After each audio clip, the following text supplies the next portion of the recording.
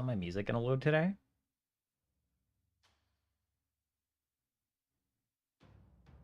It looks like it.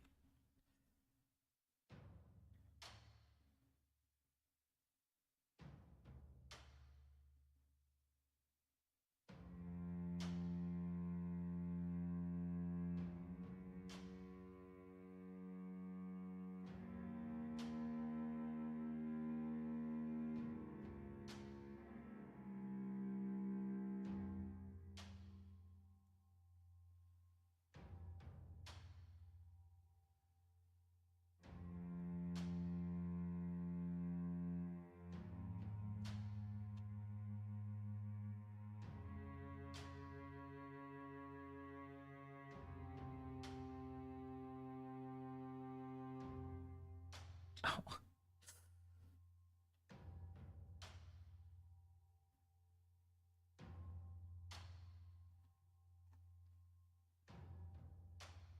So I did all the prep last week that I needed to do.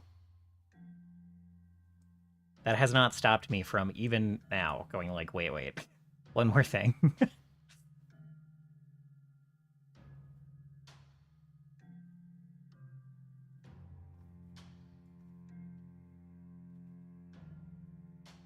Have you considered just stopping? Stopping prepping? Yeah. Not really. Have you just considered not doing the rest of it? Not really. Oh, interesting. I do that every day. Me sits in front of my computer. I should prep. Just 2 seconds of prep. I'm okay. Thanks.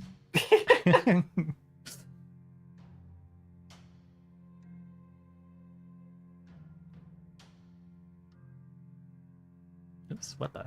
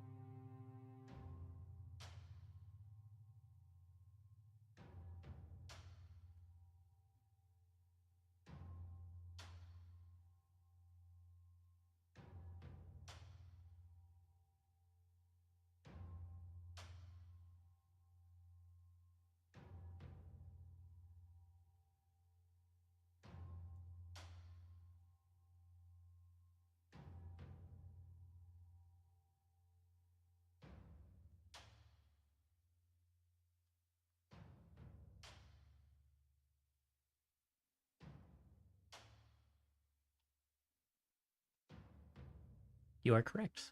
Let's see.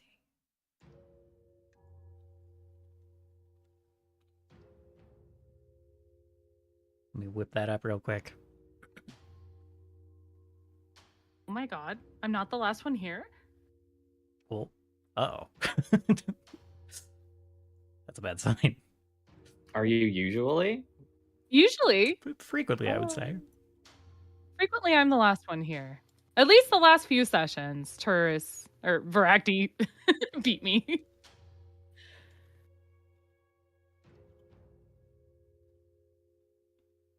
Of course, he was active in his Discord 5 minutes before sessions scheduled to start. Oh,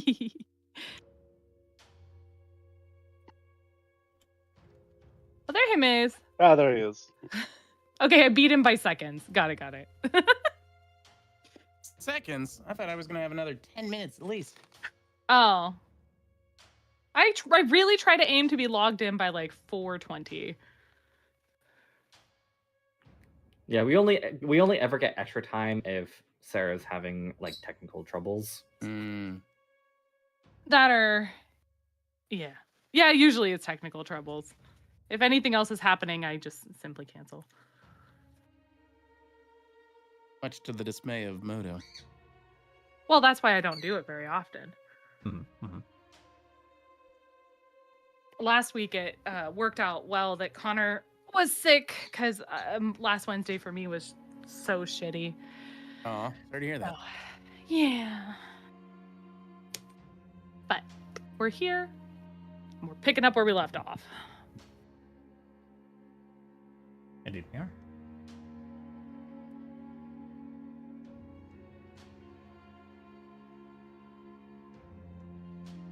How is everyone? I missed the yapping. I also missed the yapping. I don't know if there was any to be had, though. There's a bit going on. Doing pretty well. I don't have any super exciting stories. Josie was a bit of a lazy butt outside earlier, so expect him to be grumpy that we haven't played enough. And it's definitely my fault. Absolutely. Uh-huh.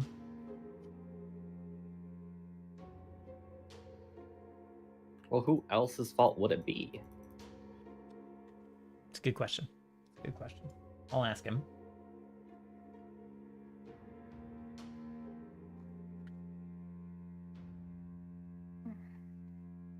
Also, Sarah, you'll be pleased to know I did actually manage to sleep. Oh, today. thank God. Thank God. How long? What are your sleep macros? How long? My How many sleep times did you wake up? Did you have a crazy dream? Did you wake up early? I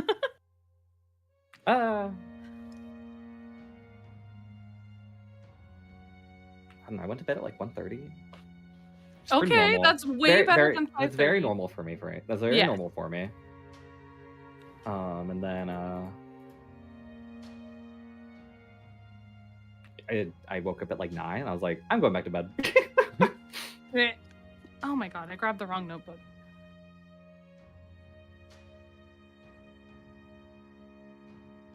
I had a dream, but it was just the opposite of crazy. At least the part I remember. I just dreamt that we had that I saw a mouse get in the house. Mouse in the A house. mouse. Mm-hmm. Last year we had a couple of mice infiltrate the house, and I bet that was an absolute nightmare. It was pretty annoying. Kemi was pretty sure that it was from me, like, letting Joe in and out or whatever. Oh, you just let the mice in too? Mm-hmm. That's how that works. And despite we had like some like pest control people here, and they like set a box to like see where they were coming in from, just see like where they interacted with stuff. Set it like outside the chimney that like connects to our living room, and they were all over the place over that particular box. There were like 3 of them outside. They were all over the place on that box, and like mouse poop everywhere over there, and there was like a little sand pile in that corner. Like, I don't know. My theory is they dug a little hole in over there somewhere. Because that's also where they were inside, is right next to that, like just right on the other side of that wall. And Cameron was like, "No, I think it's just the door." I'm like, "Wow, okay." Hmm. It's so interesting. Kaomi is so smart, but I also feel like he's one of the stupidest people I've known.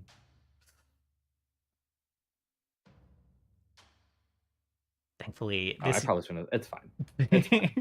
We're I don't really live. care. there are Clip it, there are clip it. certain Wow. things where he does not have the energy or will to investigate further. um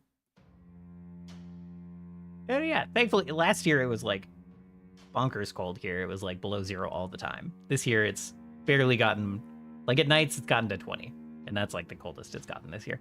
So the mice just have not tried to get back in the house this year. So thankful for that. Great fun. But I dreamed that I did. Fucking rats. I know. Oops. That's not how I get to a character sheet.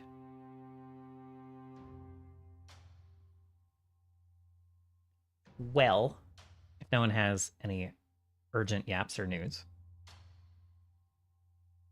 who would like to give me a recap for a hero point? What even happened last time? That's what I'm asking.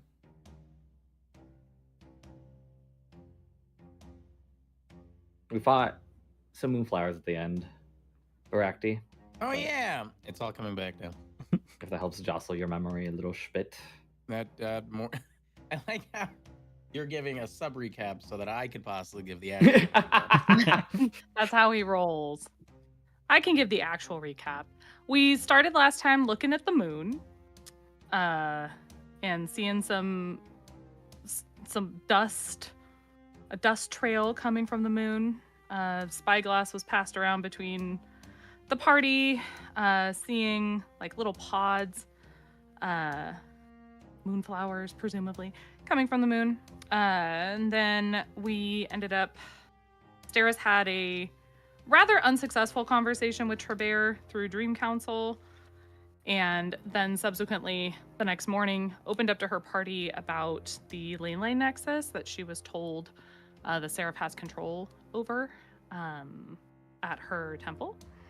Then we ended up kind of moving on to Staris' next vengeful target, who conveniently is on the way to the Arcs. Turns out Bro's a super nice farmer guy and was really hospitable to us. And then Moonflowers attacked. We decided to help the town out, defeated the Moonflowers, and that's where we left off. Excellent. Feel free to take an extra hero point. Everyone else can set yours to 1 if it's not already there.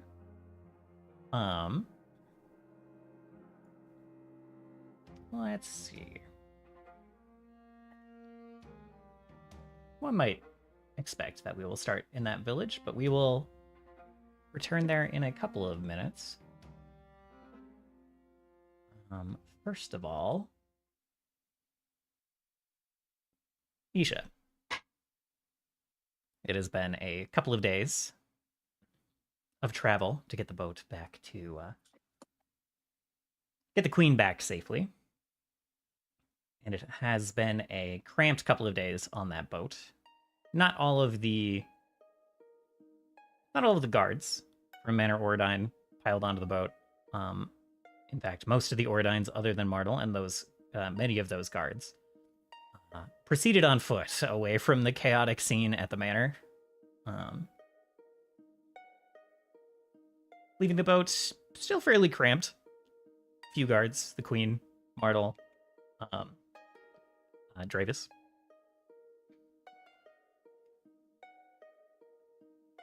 And I don't imagine that Isha is typically a very social butterfly.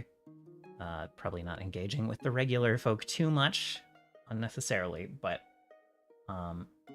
the queen took almost a full day to recover from whatever substance was keeping her under in that tree-like machine that you freed her from. And afterward, she spent a great deal of time kind of quietly staring at the 4 violet lights in that tear in the sky. Which wasn't the only troubling scene she would witness. As you guys were journeying home, that port town that you had just passed by a couple of days before, the one that was starting to kind of like build up barricades and defenses, this time passing by just a couple of days later, you can see some damage on the docks. You see more kind of like spiked barricades set up at the end of the docks, and even bigger ones kind of at the base of the piers, kind of along that boardwalk, that walkway by the docks.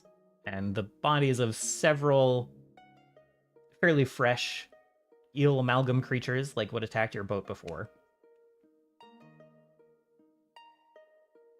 Maybe around day 4, once you guys have gotten to the lake and off of the ocean proper, the queen would approach you and kind of like quietly thank you for saving her once again. But continue to spend much of the journey quiet. As you are approaching the capital, are you coming in the front door, or are you going back in the way you came and going in the kind of like secret tunnel by the river? That's a really good question.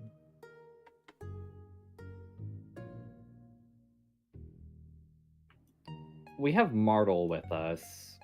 Indeed. So I guess we presumably go through the front. Okay. All right.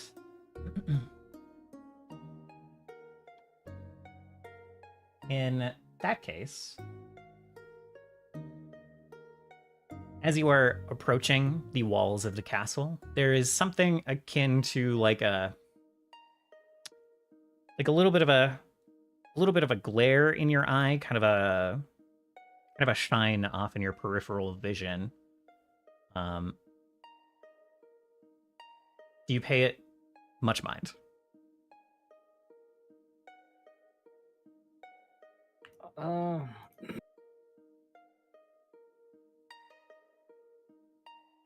What do you mean a shine? Is it like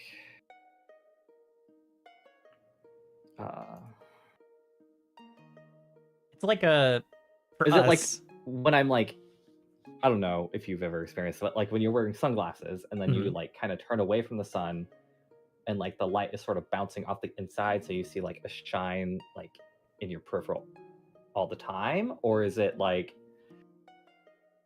I can turn away and ignore it?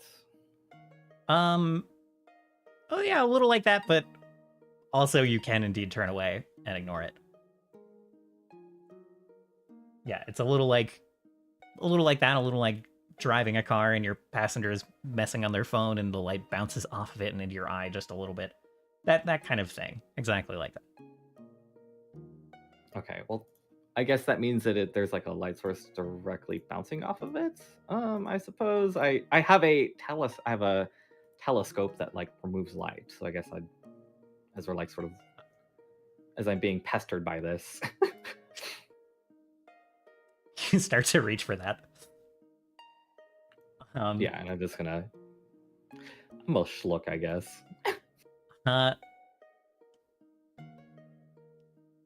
Excellent. As you start to reach for that, that kind of like twinkling glare gets a little bit brighter, and before you could even put in that ever, you hear a voice saying, excuse me, and some of the guards that you were traveling with are kind of like moving to stop someone who's approaching you as this gleam in your eye kind of gets like a little bit brighter. Along with the increase in volume of this person's voice approaching, then footsteps approaching. It seems like this person is the source of that light.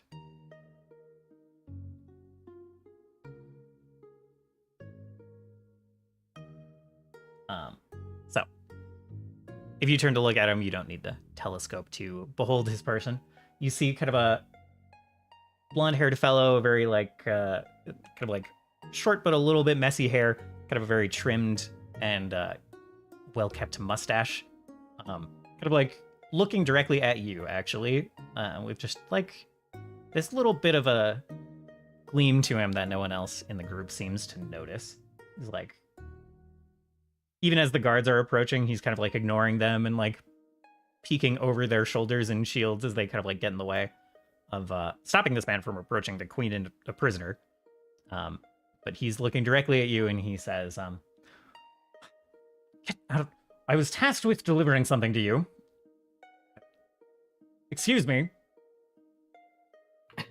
After he's like fussing, and I imagine there's a little bit of jumping, I'm just kind of like, and Isha will sort of slide over, and she separates the guards. She's like, "This is not for you." They look confused, but kind of like back up and keep the perimeter around the other two. And Tan's kind of like, this fellow that you don't know, I apologize. He nods his head to you and kind of like fixes his hair a little bit. And then says, "Thank you. I'm Tan's, and I was tasked with delivering something to you." Yes, you are the servant of Calidress. You seemed like he had a whole spiel he was about to go on, and he kind of like the words kind of like catch as you say that, and he stops and nods. It's like, yes. Yes, the champion of Calidress. I was told to follow the light, and I was not told it would meander all over this god-stamped continent. And he starts to reach into his cloak and pull out kind of a bundle of cloth. He opens it to reveal what looks like a palm-sized glowing ember in that cloth. It came with a message. Kind of clears his throat and like peeks, slides one hand slightly away from the cloth and peeks at a little piece of paper that he has there. "We both know that you'd burn to ash if you tried to reclaim your former glory right now, as was requested. But it's long past time that I returned this spark to you. Perhaps it can start to reignite that flame, just as it reignited this world once." And he starts to hand to you this ember, kind of like holds it out to present to you. "My liege also said that he pledges his fire to this fight that you're on when it is needed."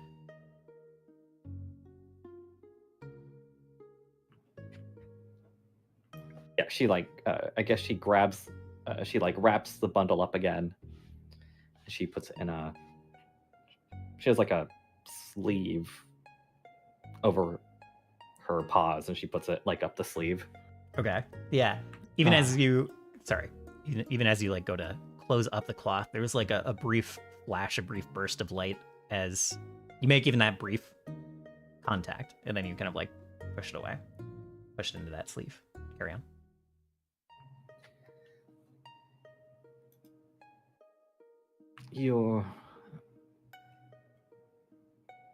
Surely you're aware of Afana, right? Oh, yes. I have something that belongs to her. I am willing to return it if... and Isha sort of like turns Tams to the hole in the sky. Yeah. Yeah, he looks up. Invasion is coming, and we will need...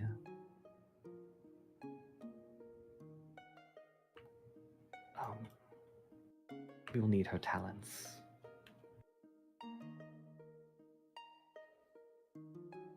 He kind of gives a couple of nods.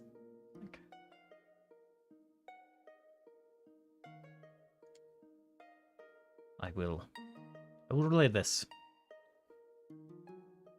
Along with carrying whatever it is you would have me deliver, I suppose.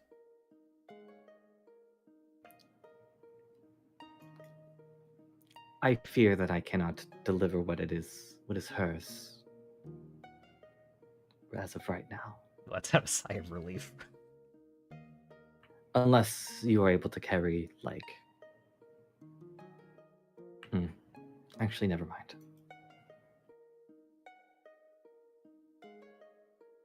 If you speak to Afana of this, she will know. Very well. Then this message will be what I shall deliver. My liege did not tell me much of who you are, but he seems to hold some... He thinks of the right word for a moment. Some respect. So, he kind of like bows his head. So you have mine as well. Good luck. Here. And he kind of like looks up at that tear again. And does not think to tarry. He turns on his heels and starts to walk away rather quickly. Yeah. Isha also bows before he turns around. All right. Gates open, and the Queen and Martel are brought inside. You are welcome to follow, of course. Over the... Yeah, I don't... Go ahead. Yeah. Isha doesn't... she doesn't particularly... she's not that concerned with the thing she has been given as of right now. She has something slightly more important to worry about. Indeed. Indeed. Across the mountains, up in Rudel,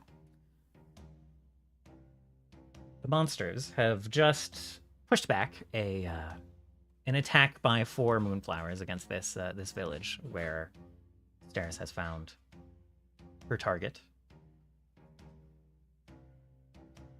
And we are in the midst of that village, in the middle of a bit of celebration, kind of like cheers going up from the kind of militia that was quickly formed up to fight these flowers that they thought they were going to have to combat without your help. And this militia immediately starts kind of breaking into groups, patching up the village, repairing what they can of like the roofs and the walls of the houses that have been damaged. And you see Ander, after, I think, helping to cut down one of these flowers in a rather mighty, rather inspired strike, kind of immediately like sheaths his sword and starts looking around and rushes into one of the houses. And you guys have a moment in that kind of aftermath. The fellow in charge of the militia kind of starts to walk around the town square and is shouting orders, keeping people organized. And I think he'll start to approach you guys. That well-dressed, well-put-together orcish man, very tall, very broad shoulders, kind of like walks up toward the group and gives like a bit of a bow to the collective group. Says, well,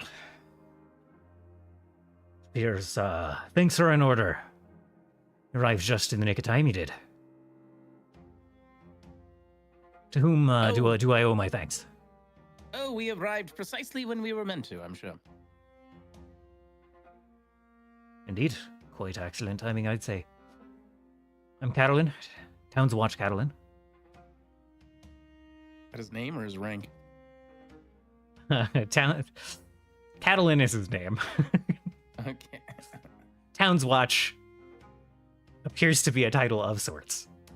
Write that down. Town's Watch.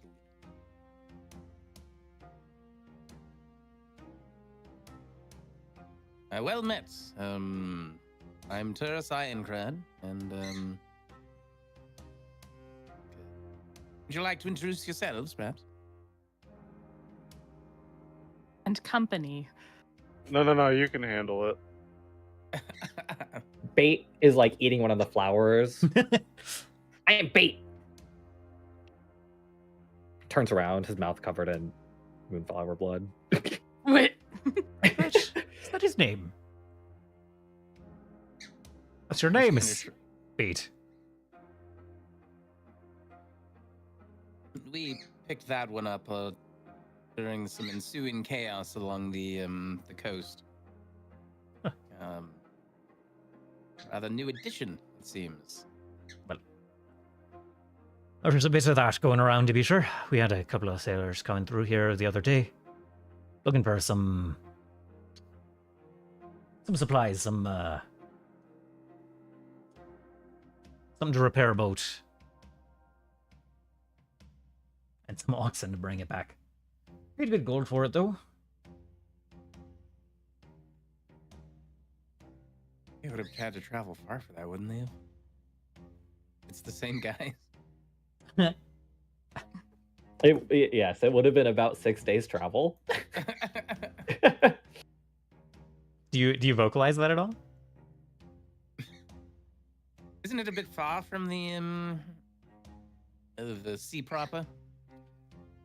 To be sure. Kind of like jabs his thumb west. Came down the hills, said they needed oxen to get it back over a mountain pass.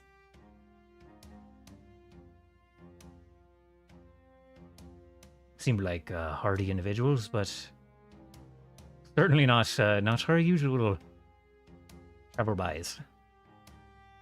Yes, and pole pirates, if they're the same individuals that we saw sinking. They did seem rather robust, but they didn't seem bad of manners. You should see them when Oh. they're sinking. So just because they're pirates, they're bad manners? Well, I'm just saying they didn't conduct any piracy in our fair town. They paid good gold for a pair of bad oxen. pirates. Could be. Better for our profits, I suppose. Well.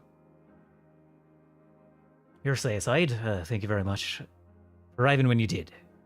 Anything you need from us, welcome to our supplies, to our hospitality, whatever we can offer.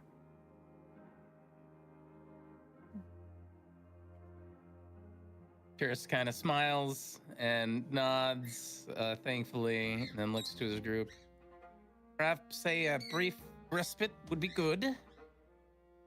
Don't Nice. eat these. These are bad. I hadn't. This is how Bait actually dies. Like he's not gonna accident into anything in the future. He just ate a moonflower and it just slowly kills him. It is dying, yeah. Eventually. The Yeah. toxins are taking effect slowly.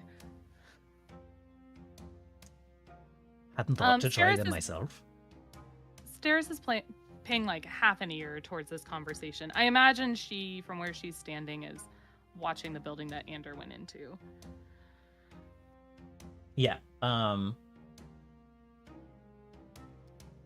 After a moment, he comes back out with a woman who's maybe just like a inch or two shorter than him, kind of like similarly length brown hair, actually, kind of like just above shoulder length, and she's like heading some kids, some older folks, like back out of this house that they had like taken shelter in, and kind of like waves them out. They see that it's safe, and they start kind of like funneling out and helping with the repairs, helping clean things up where needed. Catalin kind of sees this and like yells at one of the kids, like, "Oh, you don't be going near those flowers there!" And one of the kids like jumps and backs off. Yeah, Andrew and his sister start to have a conversation. Can you say the guard captain, the town watches? It's Catalin. Paladin, but with a D instead of an L. I thought it was Catalin. Yeah. Correct. Catamaran. Catamaran. Paladin. Sorry, I was like, where's my notebook? And I was Aw, man. It was an E. Also, if we want, let's see. Oh, more than his name.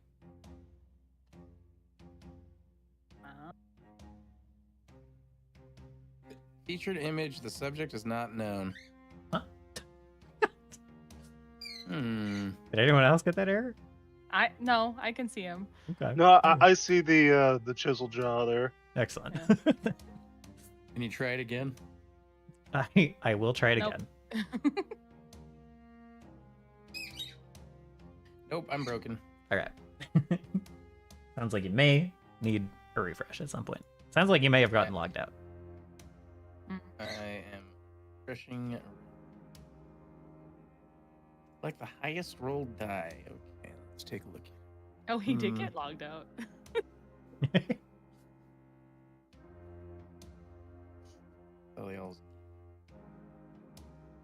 That is something that has never happened to me. I've like never. I've only. I think I've been logged out like maybe once. But How does like, it feel to be Forge's favorite?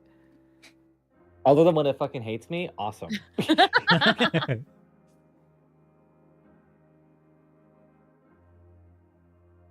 Yeah, for me, if we go any longer than a week, I have to log back in. Yeah, my camera gets logged out more often than my GM account does. Because I only start the camera once every week. Okay, try it again. He's desperate to see this guy. I could just paste it There to he Discord. is. There he is.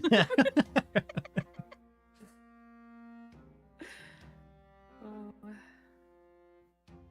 Irish orc. Indeed. And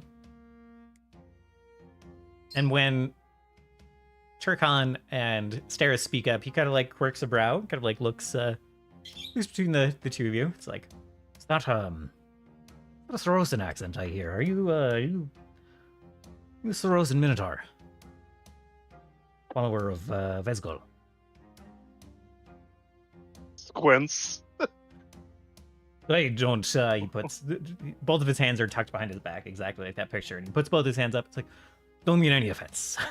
I spent some time down in Sorosa, spent some time with one of the villages, learning the ways.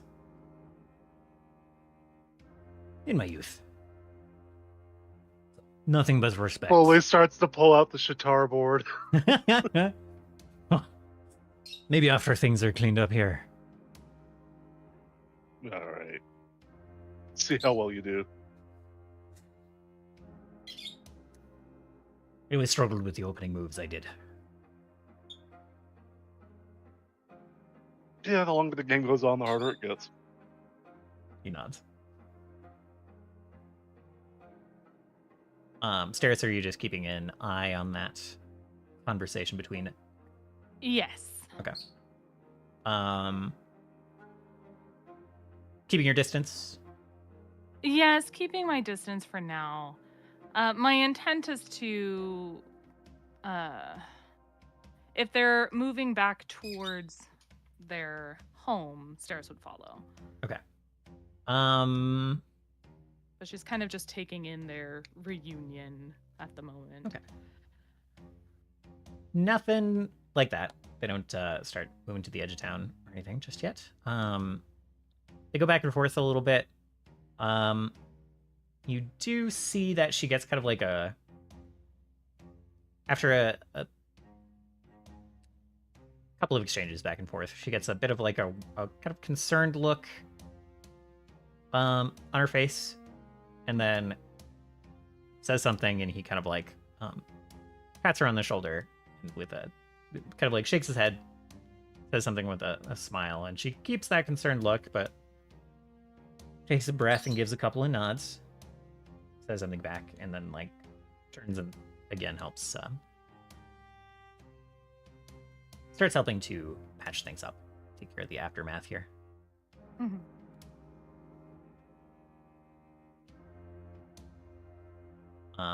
And then turns and actually starts to approach the group. Kind of like nods to Catalin. Catalin? Means like kind of turns to the group and is like, thank you again. You think things could have gotten bad if we got here any later than we did? Catalin kind of looks over to Ander and like very abruptly just gives him a huge loud slap on the back and is like, Andrew, my boy, you brought these saviors here. These are guests of yours. And Andrew kind of like winces at the slap and kind of nods. He's like, hey, they're guests of mine after a fashion, I suppose. Asked them for a favor on their way through. And Catalan kind of like lets out a laugh. He's like, well, just in the nick of time. Darn miracle worker. Leave you to it. Thank you again. Let me know if you need anything from me or the village. And he gives you all a nod, and he'll turn and start. Frankly, just start yelling at the militia again. We get a chance to see this guy fight in the fight. He was doing a lot of commanding.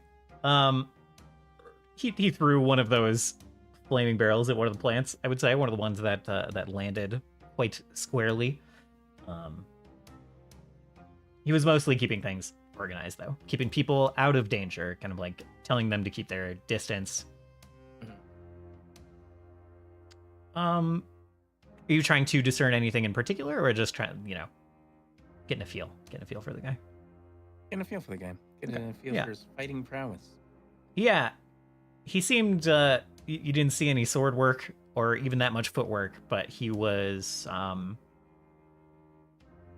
what you saw, he was good at anticipating what these plant beasts were about to do and getting his people out of harm's way.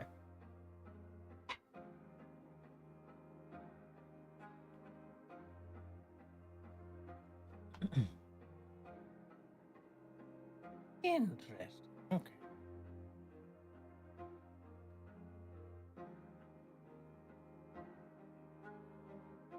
Well, perhaps the rest of you can help get this town back in order while Andrew and I continue where we left off.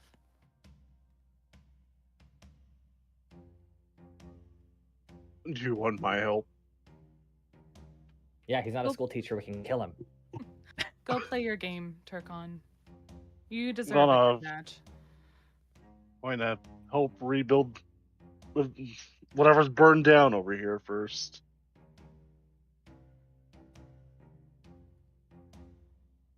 Oh. I just wanted to make sure that you didn't, need my help doing the deed. She'll give Turkon like a smile and kind of shake her head. No, I can handle it. Just slowly nods and trudges over to start picking up debris. Ibris. Andrew does kind of swallow having this spoken about so openly. There's like a twinge of discomfort there. He kind of straightens himself a little bit. It's like, right, we were rather rudely interrupted by this event. Thank you all again.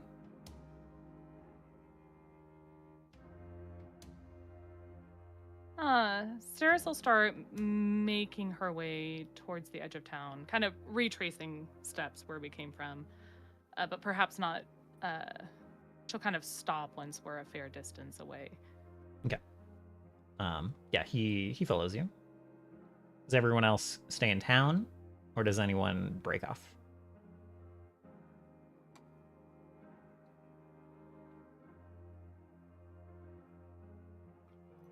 Bait breaks off, but actually is just following Staris. Okay. All right. All right. Sounds good. Yeah, he like scampers behind the building, and then he is just watching. He wants to see this man die. Excellent. Excellent. Staris will more appropriately assist the town with getting rebuilt, and internally will be like, I must follow them and watch. And so Indeed. Artemis is gonna be hanging out next to Bait, hiding with We're behind a building. Bait is at the bottom. Armis is above Bait. Yep. Scene would help Turris, but he if he knows that Turris sent Armis, he would like be regularly asking like, what's happening? What's going on? What's going on? Yeah. Excellent. I guess Turkon would come over to tourist too if he knew that was going on and be like, What? you gotta let me in too. Let me know if she needs help.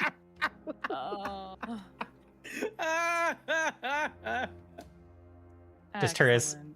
That's so acquiesce to funny. this invasion of privacy? Yeah. All right. Yeah. Excellent. Okay, so Ander follows you to the edge of the village. Looks a little confused when you like stop short. You stop kind of like just at the edge of town.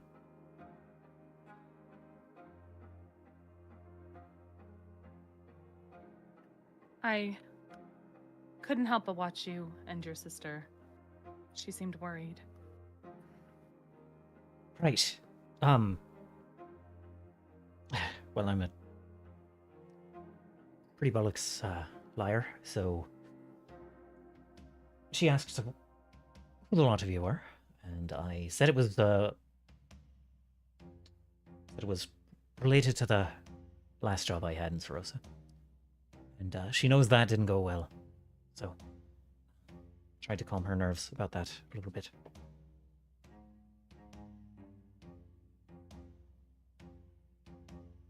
How much does she know?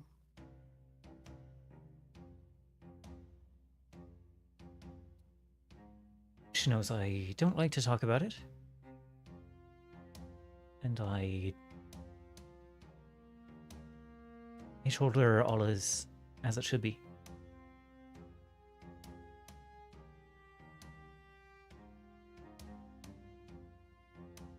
You accept it just like that. Kind of like opens his mouth to say something, and then like his eyes kind of like leave yours and kind of like go past you a little bit, and he lets out a bit of a sigh.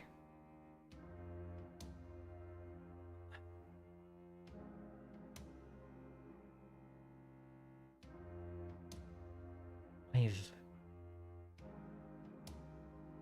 accepted a while ago that what I played a part of was not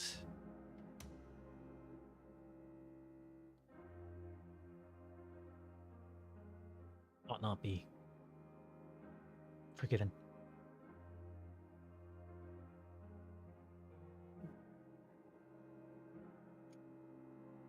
Well, I was told recently that my forging of the warrior I'm supposed to become requires discernment.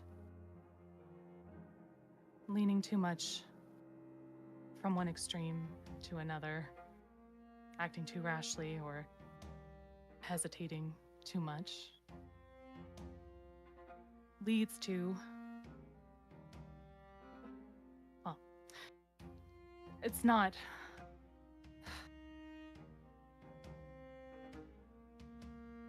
We require balance. And knowing when to slay and when to honor. My sister showed you mercy at that time. And I'm compelled to honor her memory by doing the same now. So, don't be so quick to accept death. Your sister deserves better than that. And kind of, go ahead. You should cherish her. Yeah. Nods. I do. That I do. Go ahead and make a will save for me if you don't mind.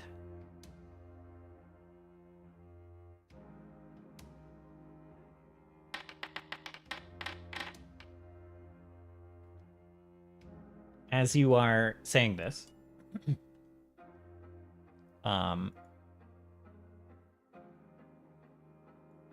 as you are making this determination, and you start to kind of speak these words of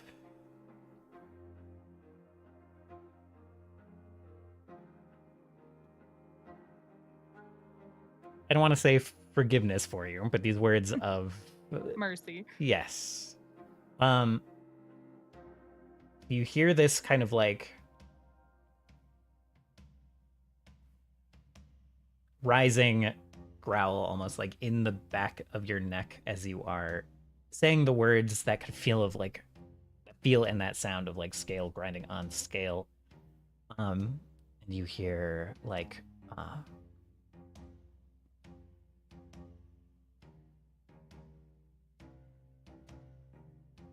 you hear words in the back of your head that are like,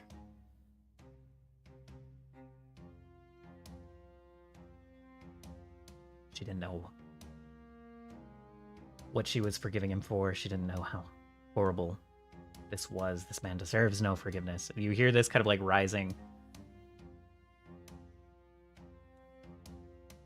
discontent. You feel kind of like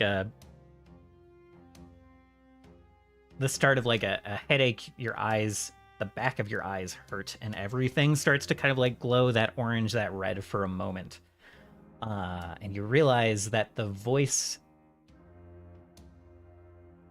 there's a bit of your patron in that voice, but as it was before, as you are now realizing, it is carried by your own voice in your head.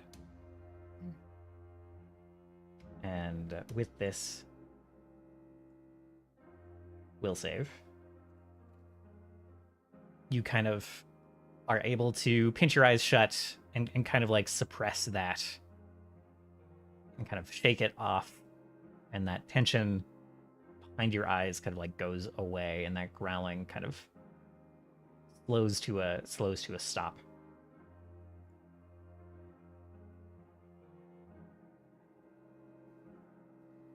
As Staris will let out a breath she probably didn't realize she was holding, and kind of blink her eyes behind that veil a few times, shaking off that feeling. And then she'll kind of nod to Ander, giving him a permission to leave.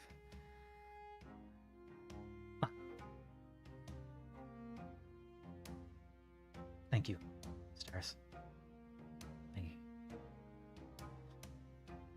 And he kind of like takes a choked breath and like kind of pinches his own eyes shut and kind of like rubs under them and holds back what are obviously tears for a moment, and then kind of shakes his head and there is more we should discuss. I know a bit about Gavram Lewis. Maybe nothing you don't already know. But, Right. Of course. That would be helpful. kind of nods. It's like, when you're at your convenience, I suppose.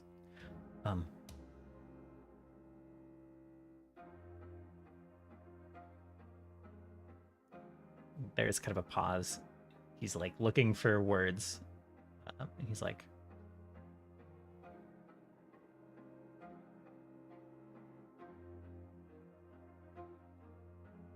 I think it doesn't feel quite right, but I'm not sure.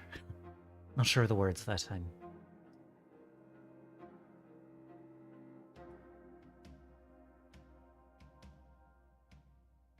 I'll help however I can. And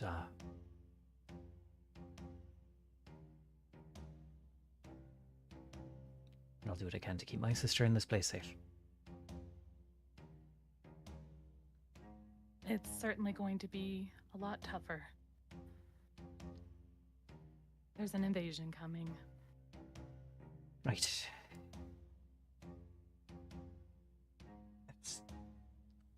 It certainly seems like things are getting more complicated than I really know how to deal with right now.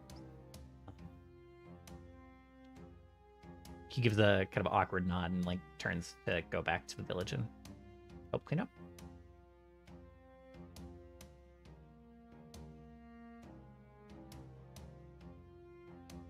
Yeah, Staris, for my party members watching, She'll just kind of be standing, dazed for a few moments, thinking, before turning back herself to return to the town.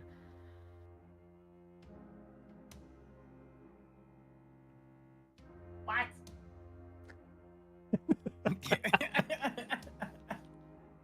And somewhere far off, Terrace breathes a sigh of relief.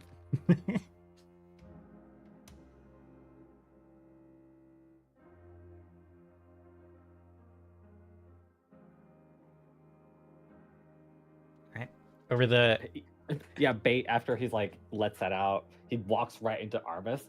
What?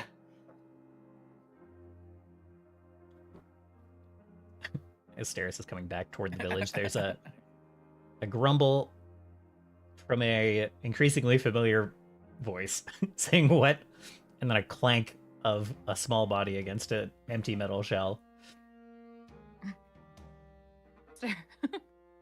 Stairs will stifle a bit of a chuckle seeing that. And she'll say, "What, were you hoping for a show?" Yes. Armis shakes his head no vigorously. I'm sure there'll be more entertainment to come. For now, we have work to do.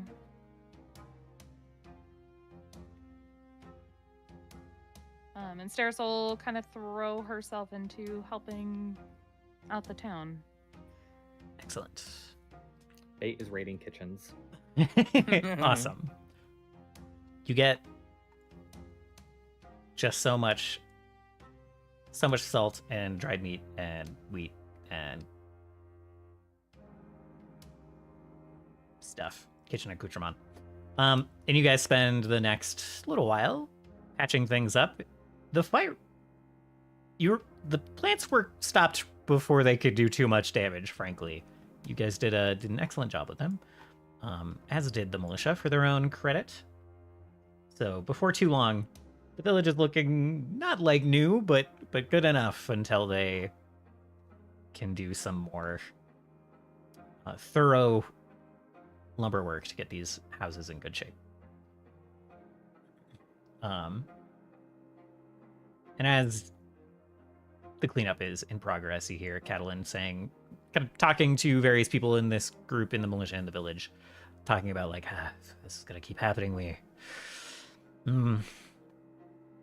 might need to build up some barricades around town. Maybe set up the kind of town hall as a defensive fortification, and we start planning for how to keep this village safe for future incursions from creatures like this.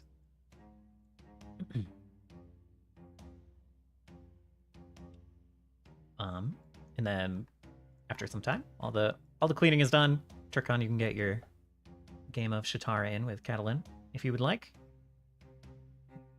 I'll bring out. Oh yes. Excellent. Kind of like hauls a table out of the town hall, plays it right in the town square.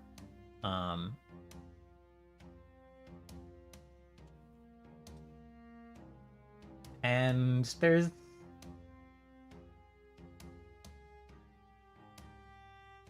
not really space in Anders' house to stay for the whole group necessarily, as discussed before.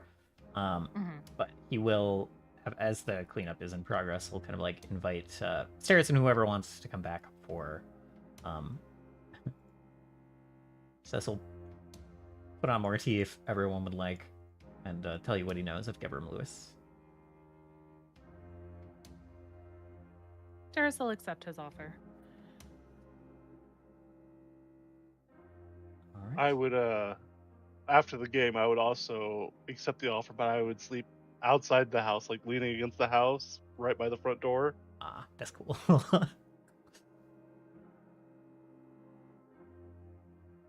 Yeah, and he will like kind of like borrows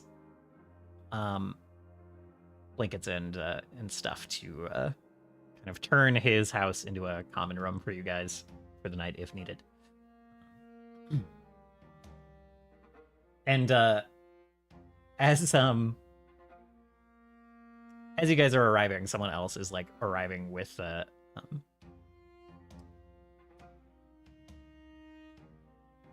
some like pots of food and stuff as a thank you for helping the town. This kind of like more kind of like middle-aged, fairly rotund woman kind of is walking up as you guys are approaching with like a donkey with some pots like tied to it. And it's like, well, I don't have too much to give, but one thing I can do is cook, so I hope that you all get a little bit of food in your belly, a little bit of meat on your bones, she says, kind of like looking at Staris.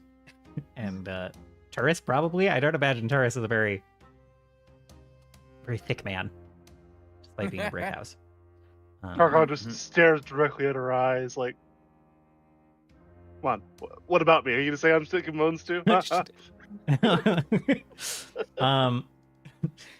You're wasting away actively. She looks over at you and is like, I need to be like your big friend over there, a little bit more, I'd say.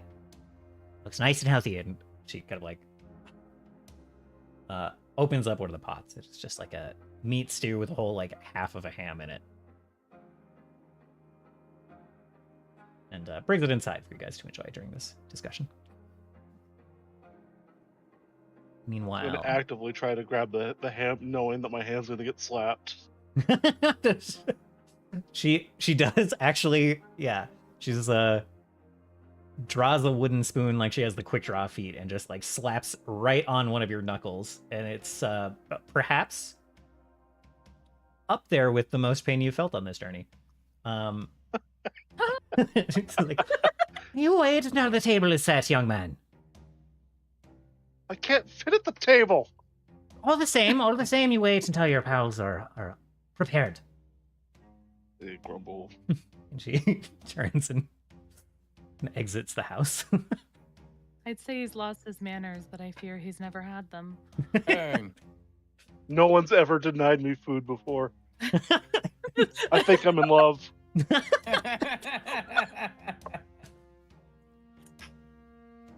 So you guys get bowls served up, some warm cups of tea that will not be interrupted.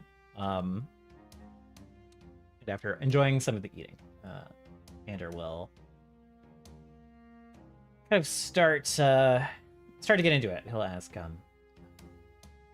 so what do you know of your recent military history down in Sarosa?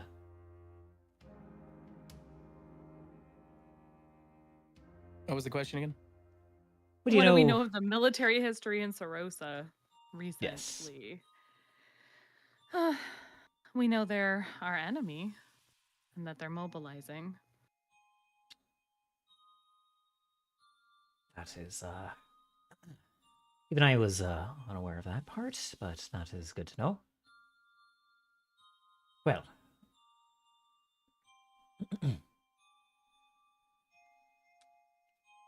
a while ago, a fellow named Gavin Lewis and his mercenary company started to grow rather quickly during a short war scuffle with one of Sarosa's neighbors to the south. I believe Eohan is the name of the country. Pretty early on, Gavin Lewis turned into a pivotal figure in that war, turning a conflict where Sarosa was getting invaded, was on the back foot, into one where they in fact took territory from Eohan. Ended up getting quite a few concessions from their neighbor. But Gavin Lewis, for his own part, never really became a war hero. Never really was in it for the glory. In fact, rather tried to stay away from the glory. You hear about figures like this. Like, even across the ocean here, we know of Brass. We know of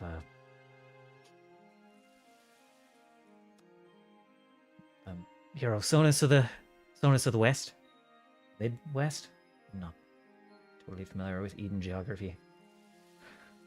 Anyway, Gevram seemed to do his best to keep his name away from his victories, out of the broadsheets. But there were strange rumors about some of them. One in particular, one of those early fights, he broke a siege and held a fort outnumbered nearly 10-1. And shocking military victories, they happen often enough, especially with a good defensive position like holding up in a fort.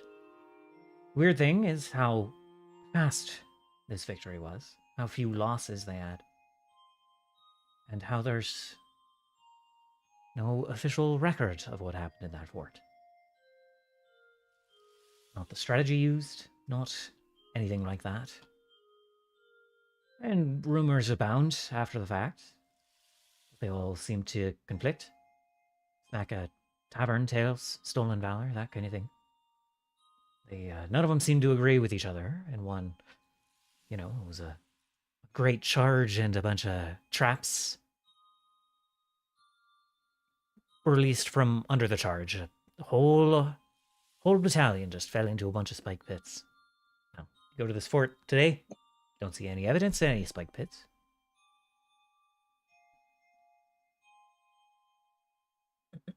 Next story will talk about how they were encircled from behind, some kind of sneak attack from a contingent that Gevram had. But it kind of shakes his head.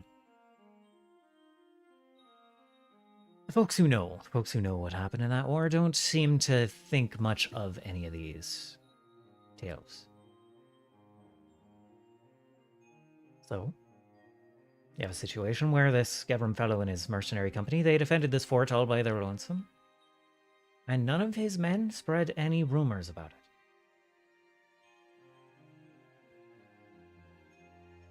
Strikes me as odd.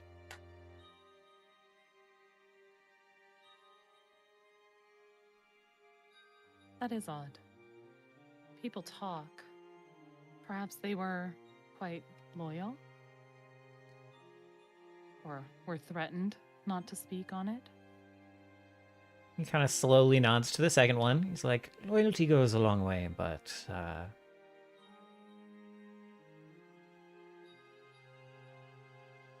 I think the urge to die is stronger. Or the urge to not die. The urge to not get killed. Yeah. That's pretty good. That's pretty good, but that doesn't necessarily...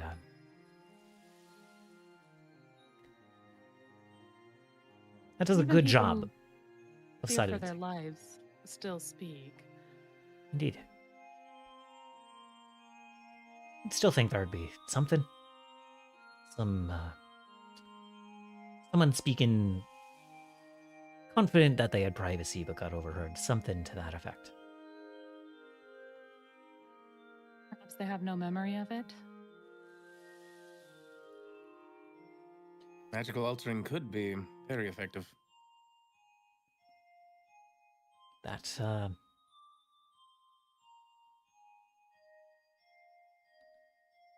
if you say that might be the case, then that might be the case. All I know is soldiers and...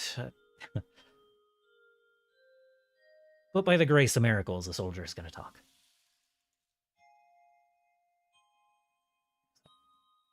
I don't know by what means they were kept quieted, but I think you're on something of the right track.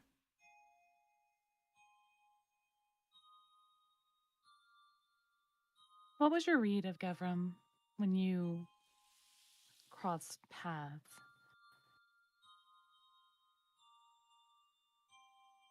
Confident Was he man. Okay. The Smart. inspiring leader type? That's the thing. He doesn't, kind of like rubs his chin a little bit.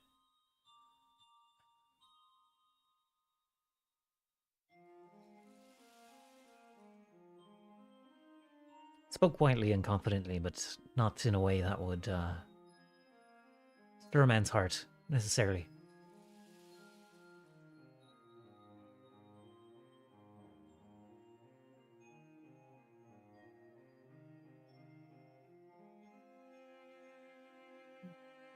Plenty of respect.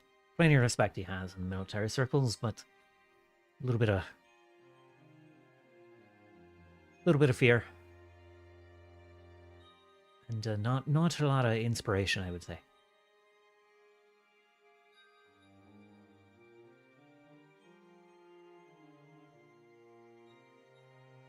I can tell you he didn't.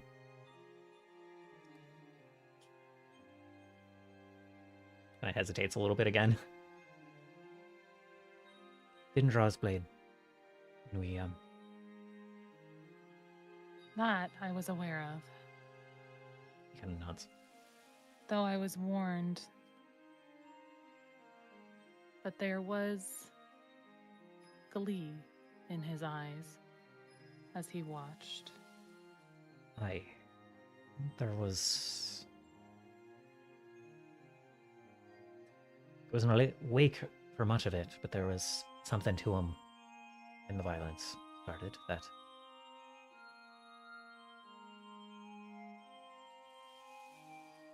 Before he'd been all business.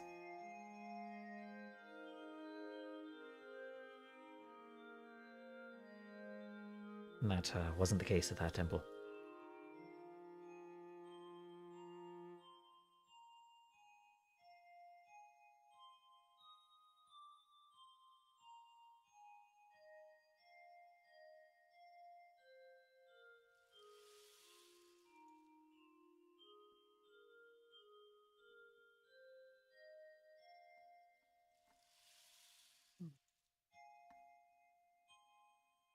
And you had no interactions with him after, correct? No, I frankly did not try to hunt him down. I don't blame you for that. Though, that's the charge I take up now. I was told that he might have a hideout in South Sarosa. Do you know of it? That is where he made his name. He could have, I'd be surprised if there was just one. He's got influence there. Regardless of where he is, I will find him. That I believe.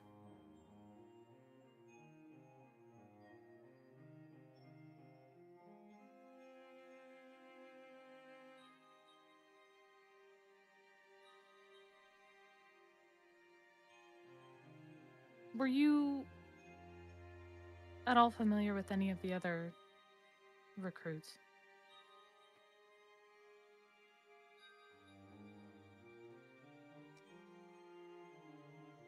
For this job.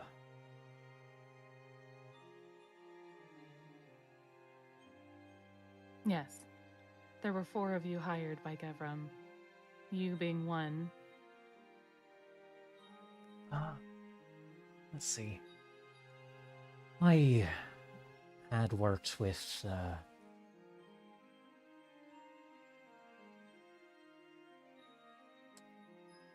Brightstone once. He's kind of who pulled me in on this thing with Gevram.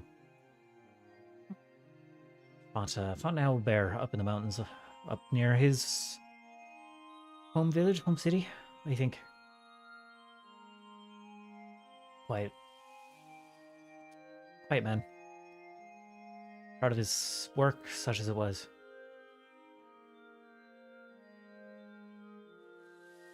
Didn't have the qualms that I did about what we were getting into.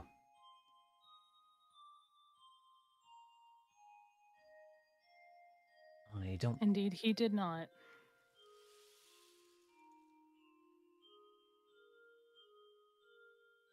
There was another fellow that spoke with a Rudelian accent, Jonglei accent, and I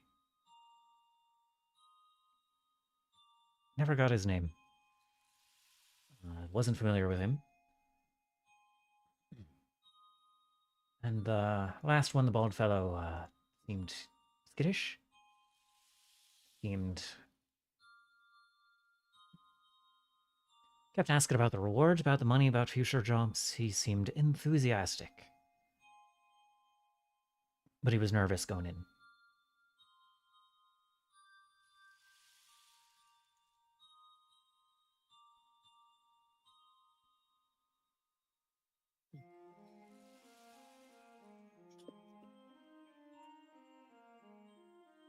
Afraid we weren't together very long. I never got much of a history from any of them.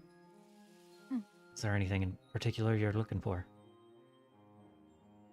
Simply your interpretation of them.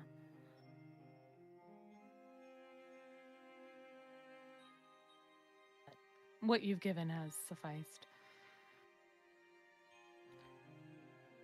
I can tell you that my fellow countryman seemed like he would have... Like he was looking for an excuse to take someone's head off. And like he would have done mine if I spoke up in the wrong fashion. I think that's about all the flavor I can give. For the lot of them.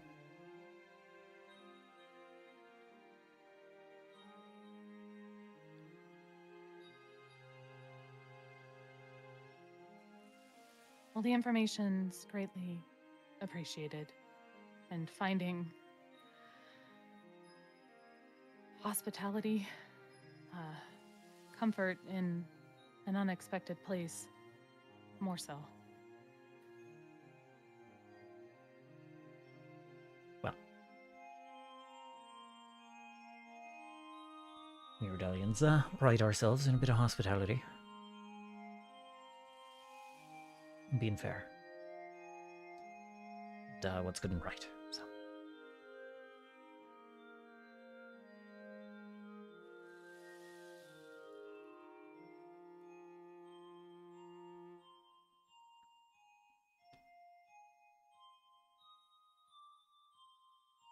So if there's anything else I can do for the any of you, you're welcome to my house for the night. Sorry that it's not more comfortable for the lot of you, but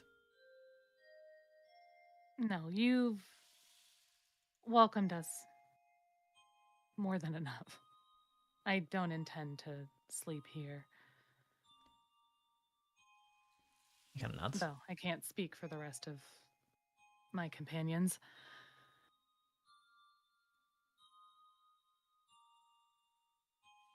If we move that bookshelf just a bit, I can draw the door.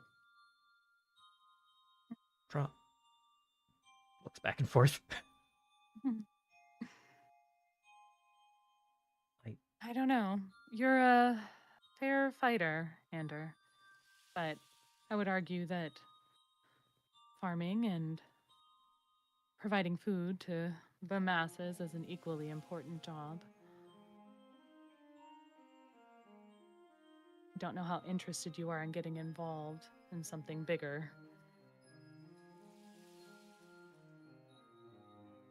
For his Brown thinks about that for a moment. It's like,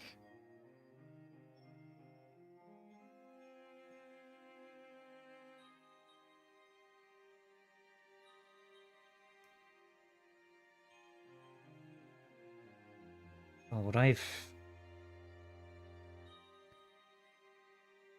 gotten back from you, I didn't expect to have.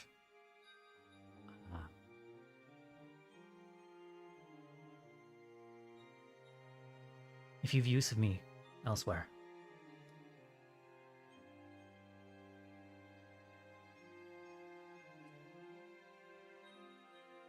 I think the folks in this village would understand lending my sword to our saviors.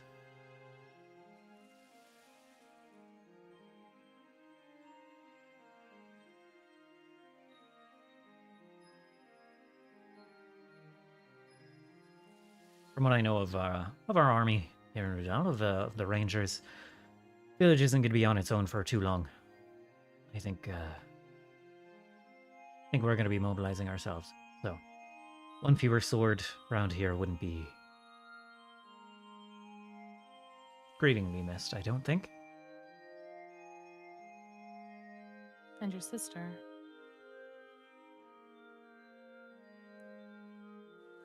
I think she would understand, and I think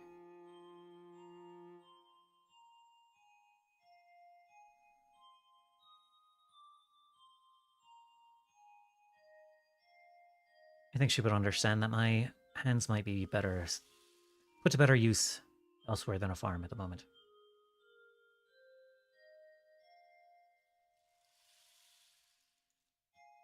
Odd.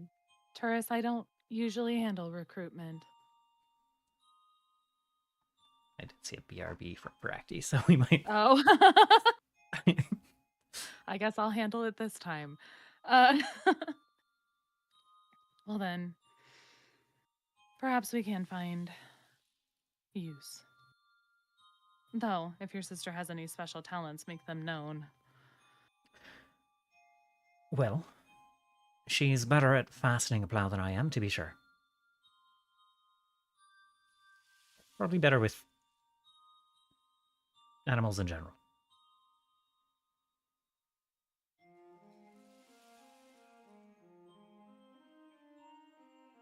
Turris, I don't usually handle recruitment. Am I missing any steps? Besides your favorite part. The blood oath, of course. Oh, Excuse me? yes, the blood oath. Don't forget about the branding as well. Yes, and the drinking of blood. That's the blood oath bait. No. This one's just for me.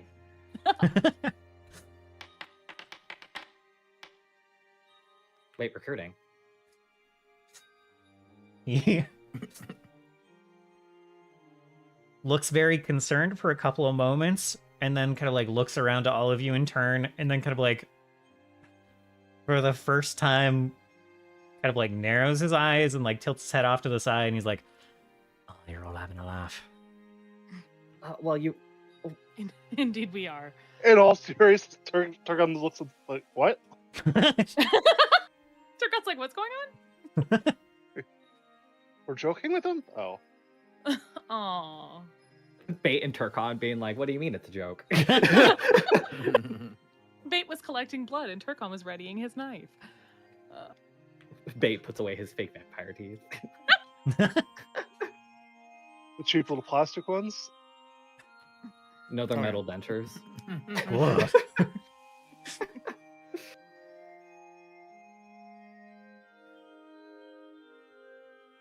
I can't promise that you'll be able to come back here if you choose this path. At least not anytime soon.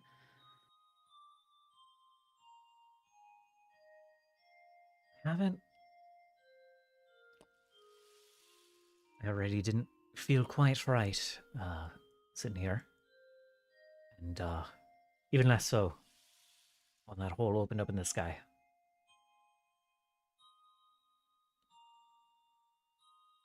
Didn't know what it meant, but I thought it might mean it's time to go back to the Rangers. This isn't even You more. stumbled into something far better. Or at least far more involved. He kind of nods. Yes, you could call us the tip of the spear, as it were. It would seem. You did not seem particularly caught by surprise by those creatures. Seemed like you'd seen them before. We've traversed many battlefields against those creatures. Well, you'll have to tell me a trick or two. Main one being fire. We did happen upon that one.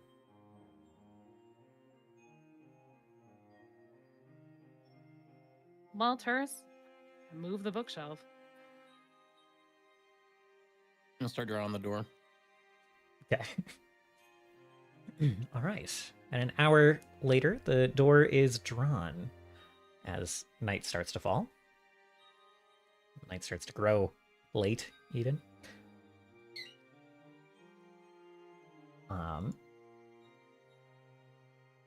Ander will want to let Catelyn let his sister Arlene know what's going on. So he does not. He'll take like the tour of the tower. He'll leave the tower and say his goodbyes and whatnot.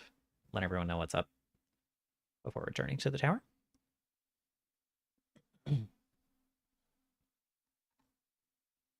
Do you guys have anything else you would like to do at the tower? Any conversations you'd like to have? Or get ready? I I'll want to check see what my out. mud buddy's doing. I'll check up on my Warforged bros and their balls. Right. Remind me who you had working on getting those tinkered. Oh, it was Envoy, right? Yeah, I think Envoy, I think Sentry's like, I have no idea how to do that. And Correct. Envoy was like, Correct. and No, Envoy is like, Sentry said he didn't have the permissions, and then Envoy was like, I might have the permissions. I do think that was about right. Sentry was like, I don't know what I'm doing, but I have the permission. And Envoy was like, great, I don't have the permission. Mhm. But I kind of know what I'm doing.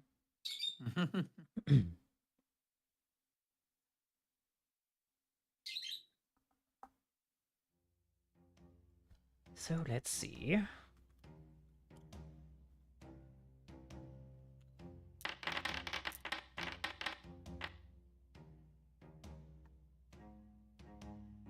What the? Okay, they have Your successfully. tower is destroyed. He rolled all nat ones, and the entire building has been leveled.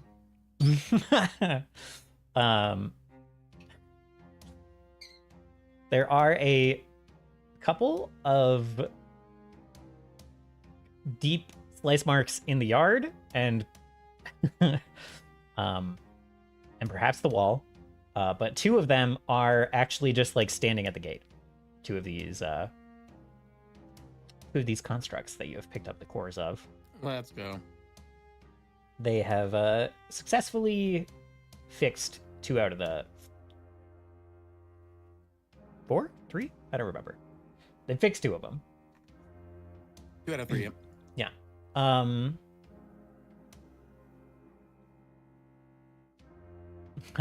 This is the first time drawing the door since you left Manor Oridine, right? Correct. Okay. Yep. So you guys walk into the common room, and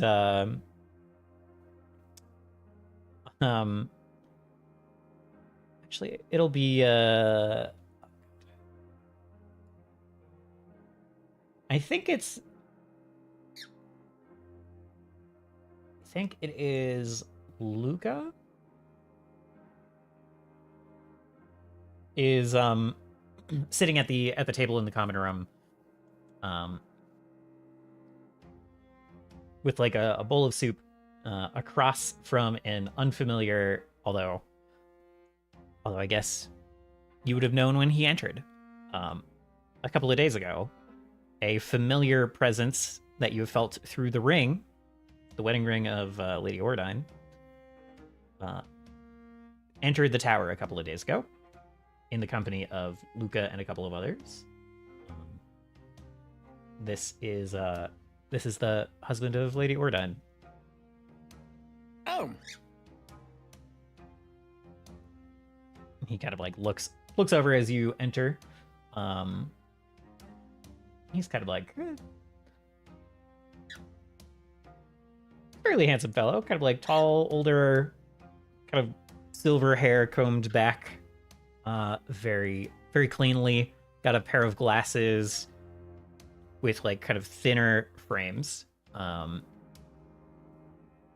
have kind of the like chain, the very like light, dainty chain that kind of like goes around his neck, attaching to his glasses. There's like a little charm on the side of the chain with that like curled otter symbol that was at the manor. Yeah, little, kind of, maybe a little thin and wiry, but still relatively handsome. He kind of like turns and sees you all coming in, and then looks back to Luca. It's like, is this the host you've told me so much about? And Luca kind of like nods, like, yeah, this is Turris, as well as his companions, Staris, Turcon, looks at Bait, Isha looks different. and Scene of Auction.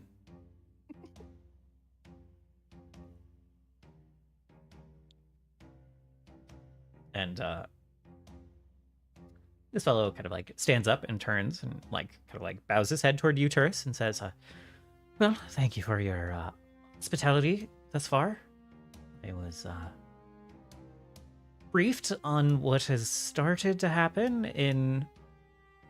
up in Tamil, and have you news of my family?"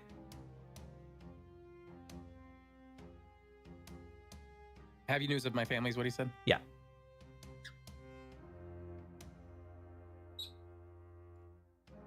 Would you like the good news or the bad news first? He kind of furrows his brow. He's like,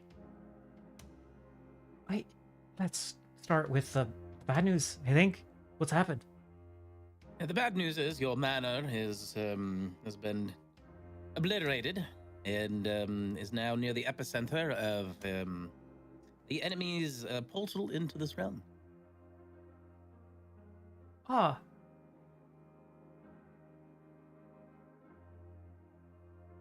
Right. Well, and that's the bad news. Indeed. Kind of like lets out a sigh of relief. And then after a moment kind of like sinks down into the chair. He's like, "Oh, that house was very expensive."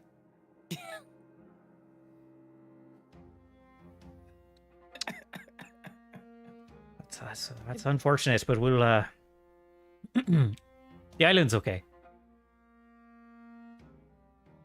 I mean, I guess it is, right? I Oh, guess sure, yeah. The land is pretty okay.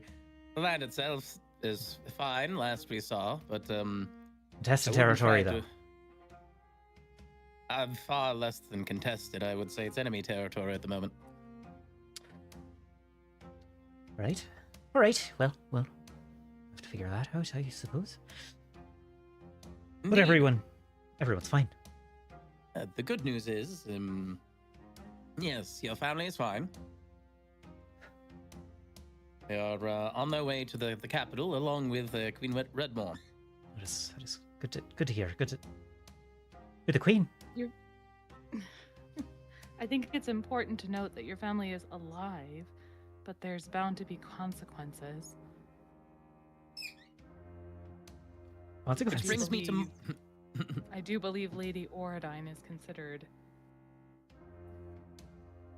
treacherous. His She's eyes facing treason. kind of go wide. We will request that you tell him everything you can. Get the full story from you guys. Brings me to my next point of good news.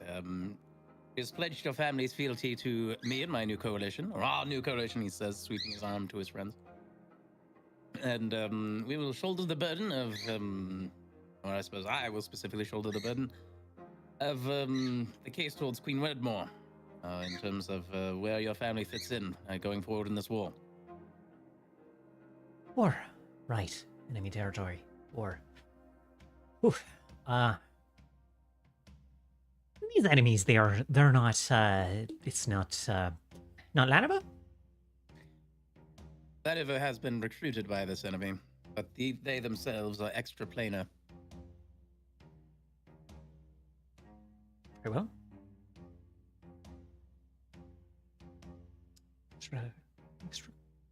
What's that mean? They're from space. You don't need to concern yourself with that. Just know we have a representative of our coalition in Temel, and I'm sure they'll be able to work their magic. Right. Very well. Very well. Kind of like lifts his teacup. A little shaky now. As our coalition gets bigger, perhaps we need to come up with an actual name, Taurus. Kind of frowns. Now, what's wrong with the Ironclad Coalition? It doesn't feel very inclusive. frowns more.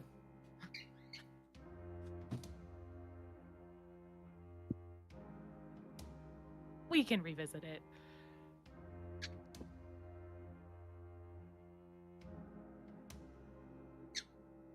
At any rate, and he kind of pulls the ring out of his pouch and hands it back to him. Takes it. It's like, if you're going to be seeing my wife again before me, then perhaps you can hang on to this and have it delivered to her at your earliest. Very well. Will we be enjoying your company here longer then, I suppose? Right. Well, I don't suppose you have a quick way back to. Quick way back to Temel.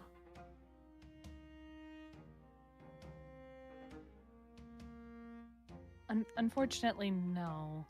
Right. Then I shall. I'll await further news here for now.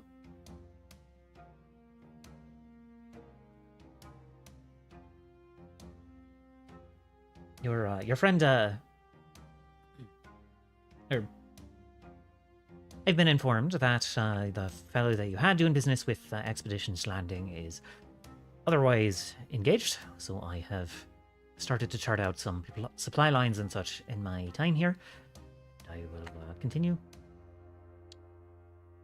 sending out missives to my contacts for those purposes.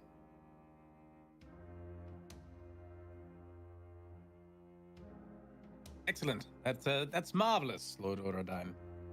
And he clasps the man's shoulder firmly but friendly. He'll reach up. He'll give your hand a couple of pats after a moment. I genuinely am honored to have your family amongst the first of our coalition, and I'm sure that our relationship will help bolster the realm in thwarting this evil that threatens it. Right. Yes, we are. Would be excited to help against this Extraplanar army that you've mentioned. Take another sip. Starting to get the feeling that Lady Orodine is the brains of the operation. Indeed, it appears that way. Miles is very smart. Okay. Should I have said extraterrestrial instead of extraplanar? I thought it was more appropriate. It's fine. It's fine. He's just never heard of this Extraplanar kingdom. Mm-hmm. Yes. Enemies from afar, clearly. He's smart about other things. He just is a little uninformed, it sounds like. Indeed. Plus, If he's been he's- away. Yeah, that's true. If he can do trade lines and things like that and start bolstering our economic resources, then all the better anyhow. That's a quick way to make him Turris's favorite. Well, he's good at that. Quite soon enough, it'll be Lord Ironcrad. You're gonna marry him? If I have to. And Turkon's gonna marry random middle-aged villager that denied him food. We'll have two You keep weddings. her name That's out of sweet. your.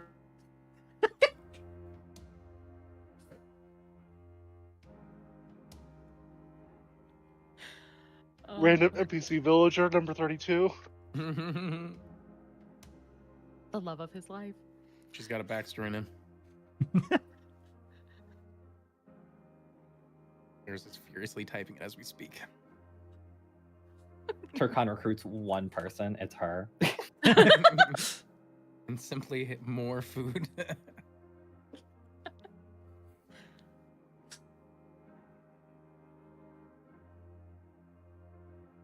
Right. As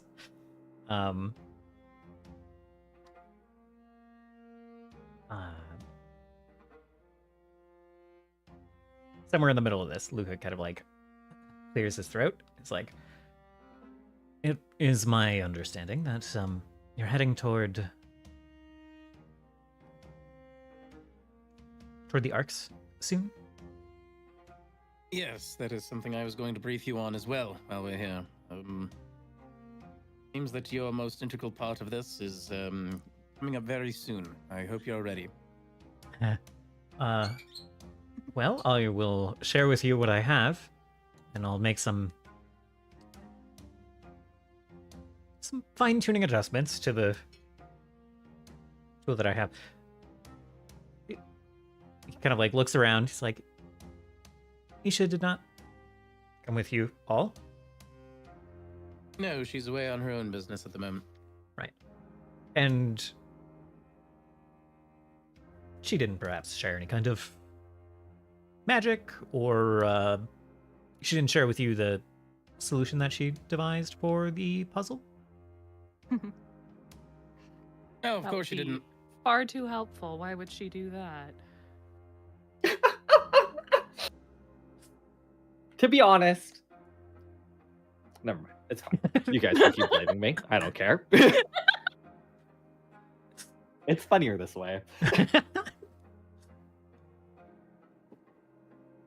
Out of game, definitely my fault. However,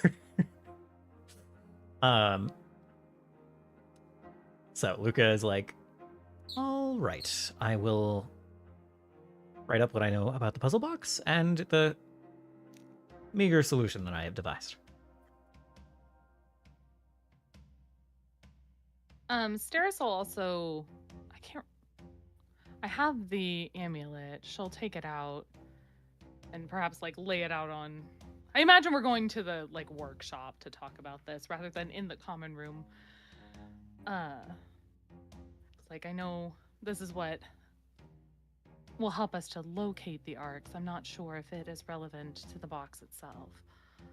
He kind of takes it, and at one glance, he kind of looks like the box. I don't think that it is. I don't think that it will help.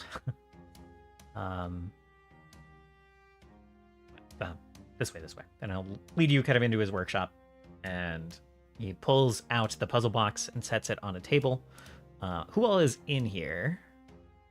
Who's interested in this conversation? Moi. Yeah, I'm present as well. Okay. Not me. All right. I think Scene would be in there. Okay. Then, for the second time, some of you have met Luca's new assistant, question mark? There's kind of a dwarf in there who's like hammering away at some stuff.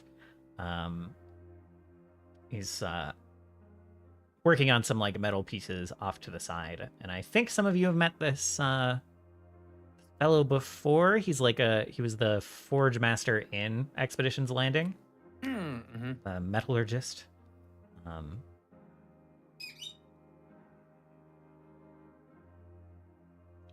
So I don't remember who met him, if it was Turris, but he kind of like looks up, kind of like pops up some goggles, like gives the group of you a nod, and goes back to what he's working on. Yes, I believe it was Turris, because, yes. I think I know who this is. I do remember meeting him. I don't know who else. Sounds right. So, Luca brings out the puzzle box, and he's like, so, you can see, and he kind of like gestures to the amulet. Did you hand it to him? Yes. Okay. So he kind of like holds it up, kind of like in front of the box, and you can see that it is, as you've kind of already deduced, it's like a 3/4 view of the box, kind of like one of the top corners of it. But kind of like simplified to bring out some of the symbolism that was on the sides of the puzzle box. And he says, so I think that these go together, but I don't see any way that this is, there's no way that this like clicks into the box or really connects to it in any way. So I don't believe that this assists with the puzzle box itself. So the way that this works, I believe, and he takes out kind of like a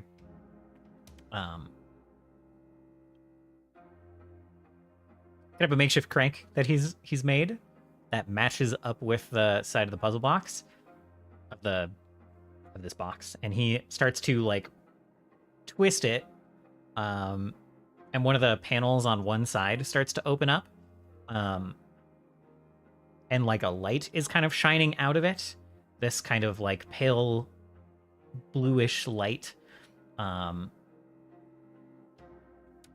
then there's like a click, and like another panel on another side starts to open, and there's like a beam of this kind of pale green light on the other side that starts to shine, but then the panel of the first one starts to close, and he's like, so if you crank on this puzzle box, it's a little bit like a music box, actually. I'm sure you've seen it. We had quite a few back in Monteclana. You know, you turn it, and they're like the pegs that roll, and they make pretty sounds, that kind of thing. Lots of little clockwork devices like that went through my shop. But this seems to emit light instead, and the trick appears to be that every side, it responds to different crank speeds, and he like speeds it up faster once there's like another click, and like the top opens up, and there's like a bit of a like a red light comes out of the top and shines at the ceiling, but so the green side starts to slow down. He's like, so you need to apply a consistent pressure to keep one of the sides open, and then you need to change that pressure and the tempo that you twist it once the other side opens. There's a very particular steady rate that will open all of the sides, and rather each side has its own rate. You need to change at the exact right time, otherwise the device starts to close back up. And so I was devising ways to help mitigate this. And he kind of goes to a closet and then opens that up and just starts like pulling out this set of like gears with a much bigger crank. Just like gears and gears and gears.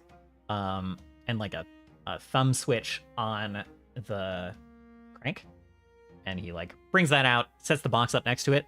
He's like, so this, I have been trying to tune to require just one speed the whole time, and then it's got a clutch on this, you see here, and he's like pointing out how it works, and he's like, and you click between to change the speeds as it gets to different sides, and that will theoretically get all of the panels open at the same time, and all of the lights shining at once, which I believe will then activate whatever this is supposed to connect to, whatever you insert this into. Can Scene approach? Yes. And he's gonna approach and do you mind if I see that? And he's gonna point at the puzzle box. Go for it. He kind of like unconnects the puzzle box from the device. He has it like in a stand to go connect to his like clutched crank. So he disconnects that, hands you the puzzle box. I have with this device, I have gotten it to open all sides at once for a brief moment, about 2 times ever. Scene, I want to try and see if I can do this puzzle box, because from what you were describing is just like it's a bunch of different time signatures, and so I'm going to try and make the case that this should be a performance check, because should indeed be. Go ahead and make a performance check. Do you want this blind?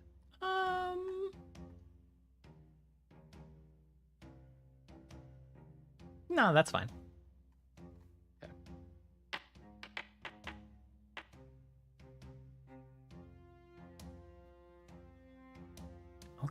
nice. So first side, very easy. You get it cranking, you get one side to open up. And then you feel kind of like a little extra resistance as like the second panel starts to open, the second side starts to open. And you kind of intuitively feel the way that that changes to like a different tempo. And you're able to kind of like feel it out and get the second panel to start opening as well without the first one. Everyone else sees that first panel kind of like start to waver, start to like click closed, but then like opens back up. Cian, give me a performance check for the third side. Mhm.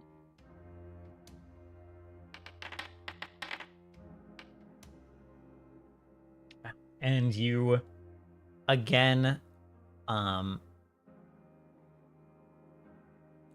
feel that like change in resistance, and you start you change your tempo again. You kind of like slow down, and again the first two sides start to like slide shut a little bit as there's that adjustment, and then you are able to get those to open up again as the third side opens up. There are two more sides, so I would like one more performance check. Okay.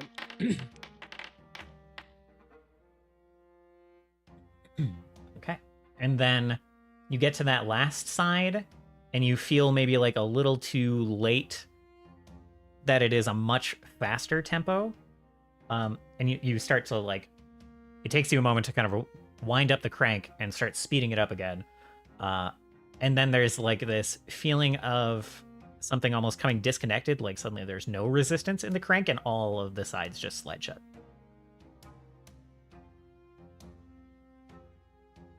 Hey. Darn. And I try again, knowing now that the kind of like tempo, because I think as I would be doing it, I'd be like taking note of, this side is like kind of this like time signature, like BPM sort of situation. Yes you can. And I think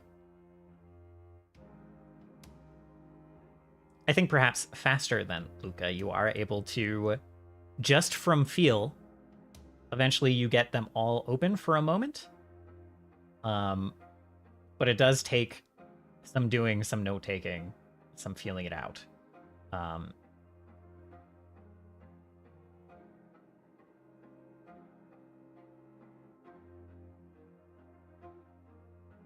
The thing that you kind of notice is that it isn't identically the same every time. And a lot of it has to be by feel. And that's kind of what Luca explains too, is like, if it was as simple as writing out the exact pattern, I would be able to make a machine that does the whole thing all on its own.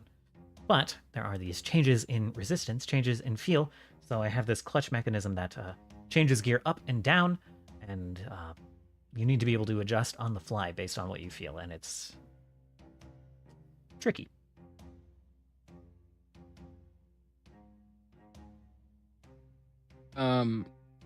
I guess I would see if I could try and use the machine. Yes, definitely. And the machine makes this much easier to do. It's still not like every single time that you get it right, but it is much easier to do, you find. And Luca is like astonished that you were able to get the hang of it so quickly.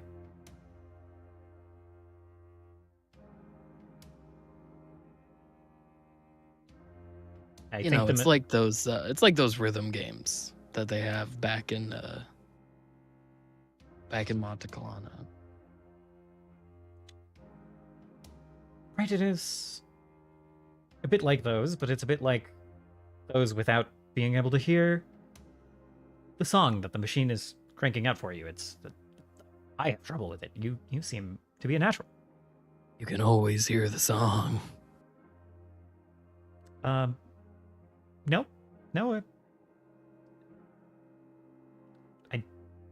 definitely don't hear a song coming out of this thing.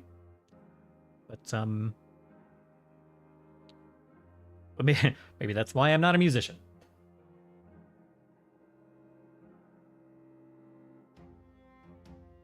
Steen will just blink and then look back at the puzzle. The way this will work is that with the machine or without, it is 4 performance checks in a row to get all of the sides open with increasing DCs. Or at least four checks in a row of some kind to get this open. With the last one kind of being like the highest DC. Okay. And the machine lowers the DC. Okay. I guess, can I give you those 4 rolls then? You're able to practice as much as you want right now. You will need to make these rolls when we're you're at the art. yes, when you have this key, this puzzle box plugged into where it needs to go. Okay. So we'll leave this to you, Scene. Seems like your sense of timing and rhythm will serve us well.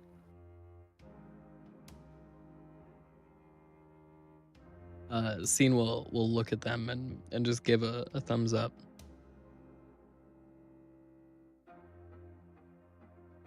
Well, I'm glad my machine is presumably able to be of some use. This thing is pretty heavy, so I imagine you will not lug it around right now. It's also very delicate. So probably something you'll want to pull out closer to the destination. Yeah. We will do so when the time is right. Excellent. I will try to get it into a form where it is not a hassle to move around. This is quite an accomplishment, Luca. You should be proud of yourself. Well, thank you. I'm a little embarrassed I haven't found a more surefire solution in the 2 months I've had, but I'm glad it will be of use. Considering your origins, I think this is success enough. You came into this no expert in puzzles. And as a matter of fact, I don't think there are any experts among us in this device or its origins. It nods a couple of times. Well, thank you. It has been an interesting learning experience and a frustrating one.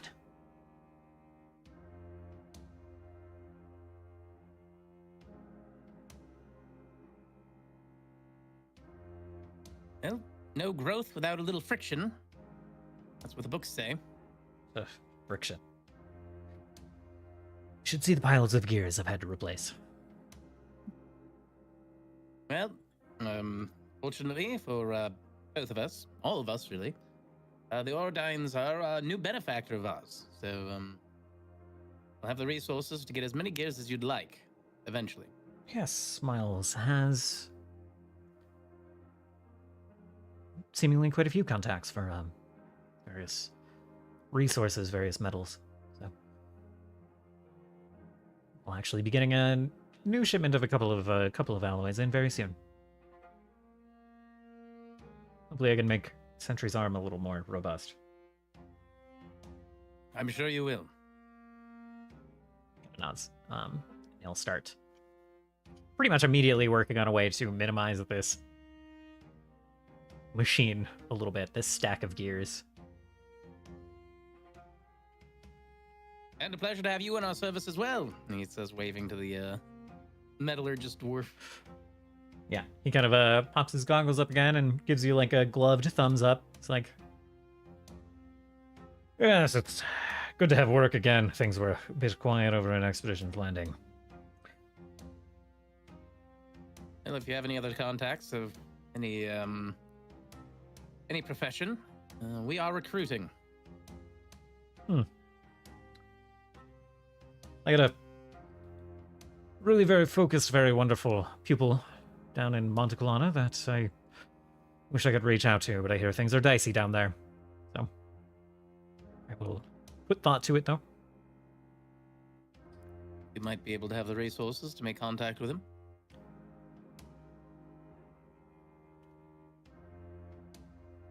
Do you now? You have contacts still in Monteclano? Ways to send word? Okay, One way or another.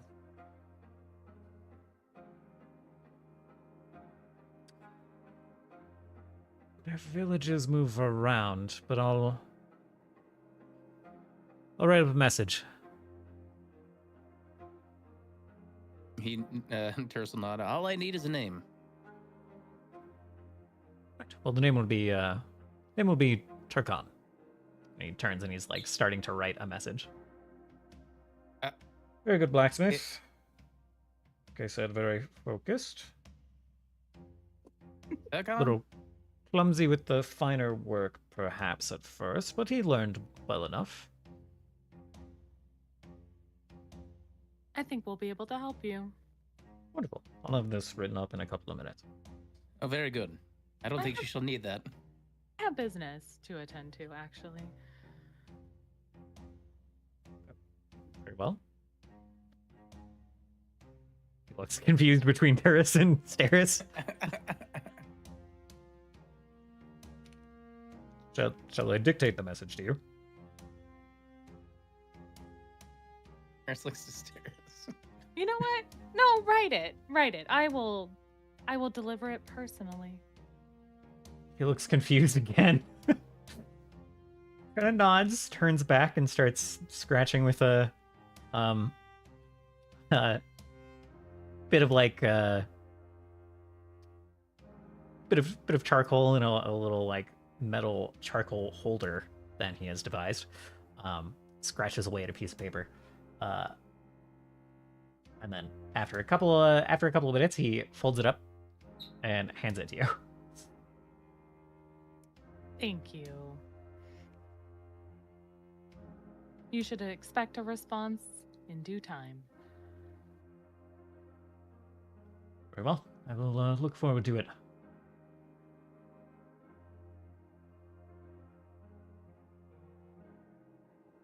And Staris will turn to leave with the letter in hand. Okay. First, Scene, are you coming with? Oh, yes, of course. Let's leave them to their tinkering. Scene would follow. We have a message to deliver.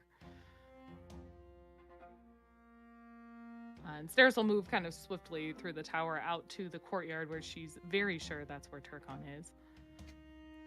Excellent. And she'll just approach him directly. Whatever he's doing, if he's sparring, if he's sitting, doesn't matter. She's not stopping. She'll just walk right up to him and hold out the letter.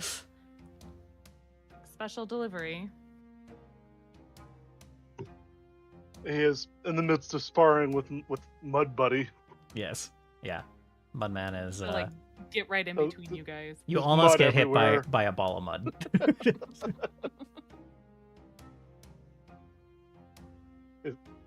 Sets down the Beck to Corbin, so it makes this, big squelching noise whenever he sets it down. It's like, what do you got?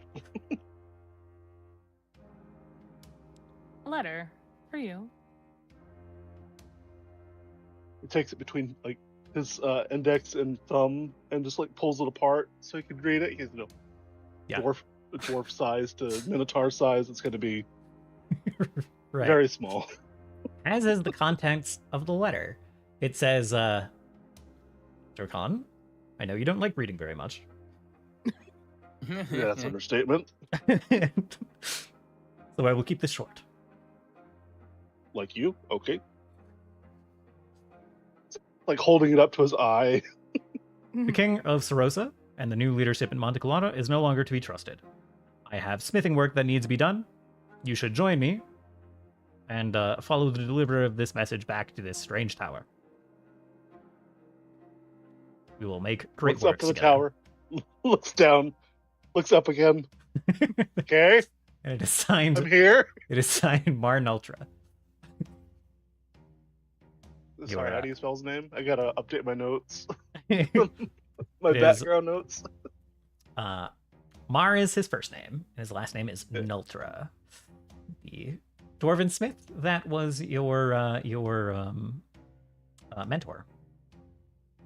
The one that we kept playing. Not ring around. It's like telephone. You know, Correct. he's yeah. there, but I just walked right by him like 3 times. Yeah. Staris will kind of like playfully punch Turkon in the arm? Question mark? I forget how tall you are. Whatever You can part probably reach my elbow. Okay. Like your forearm. She's like, why didn't you mention anything about a mentor? That was a long time ago. That was like when I first started doing my what do you call it? Hold on.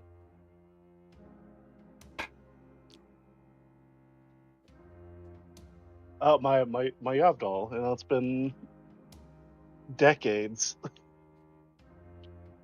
Well, and she'll kind of grab Turkon's wrist. Well, what she can of it. Maybe tugging on the skin or the fur there.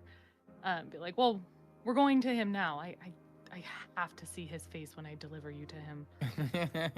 Wait, no, I'm not ready. No. No, you're ready. Oh, you're ready. You're ready. Please, he thinks you're in Monte Colana. I said I deliver this to you. Personally, he'll be so pleased. And you'll be Kind so of uncomfortable. whimpers. It's like, okay. I'll look to my buddy and say, take care of the back Corbin for me. He nods and he makes a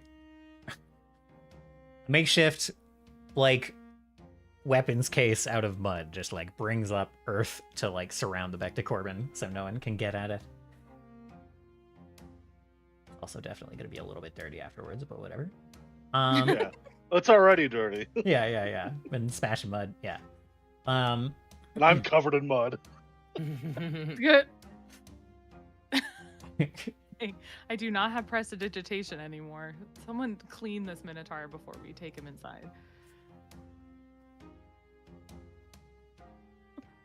Takes one step inside the tower and shakes like a dog, flinging mud everywhere. Literally.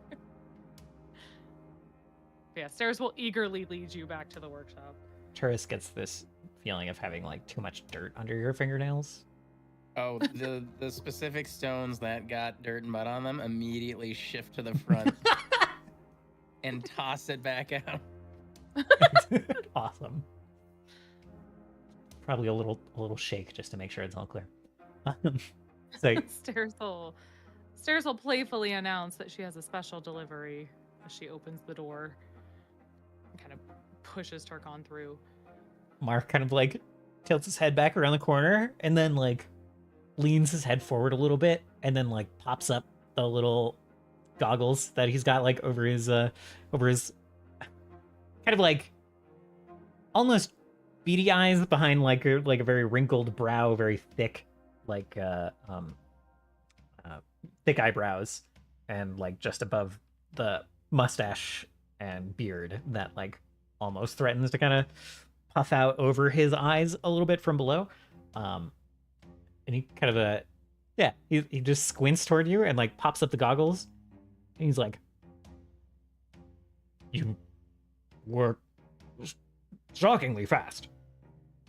Turkon, my boy. Yes. And he like throws his arms kind of wide, taking the goggles off. Turkon's just looking down at the ground, rubbing one arm. Master. Come now, you've well graduated your apprenticeship. I'm not going to shout or throw any hammers your way. We're just old friends now, Turkon. Slowly looks up, like that is not necessarily. He's kind of afraid that something's going to be thrown at him.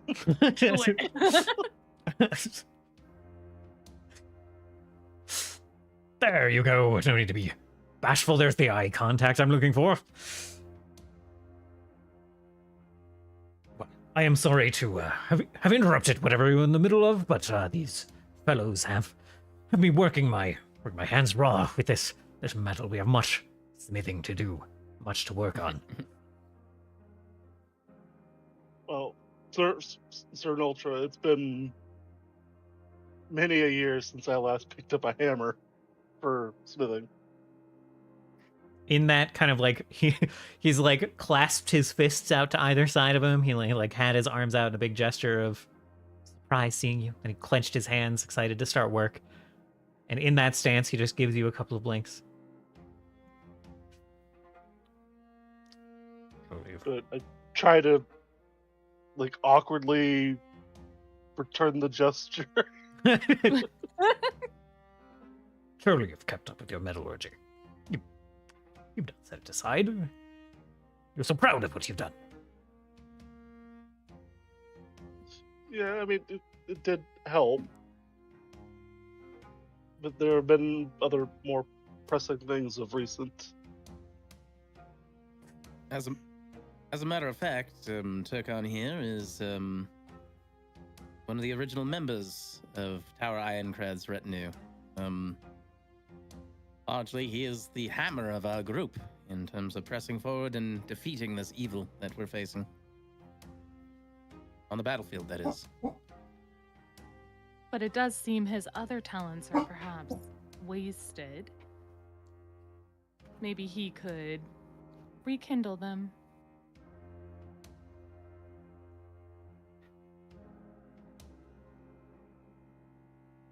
Dwarf kind of shifts his hands back down, puts like one hand on his hip. The hand that's like holding the goggles kind of like goes to rub his nose a little bit.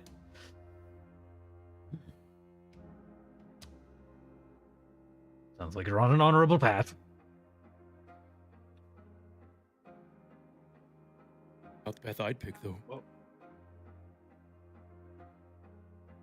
yours was one of the most honorable to following after leaving the herd.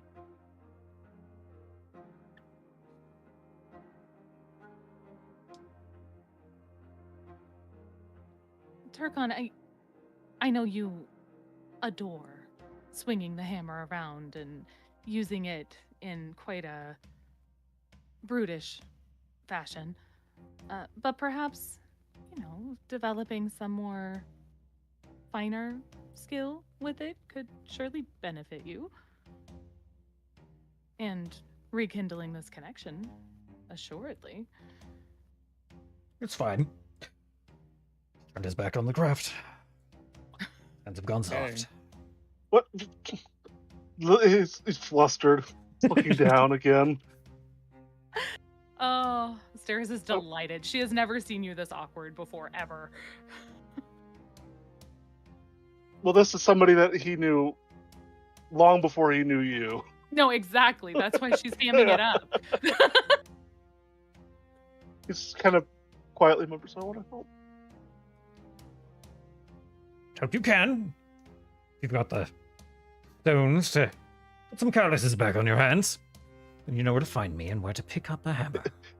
He looks down at his hands, calloused from all the swinging he does. Not the right kind of calluses. Oh. It's all palms. All calluses on your palms right now. Your fingertips have gone unhammered and untacked.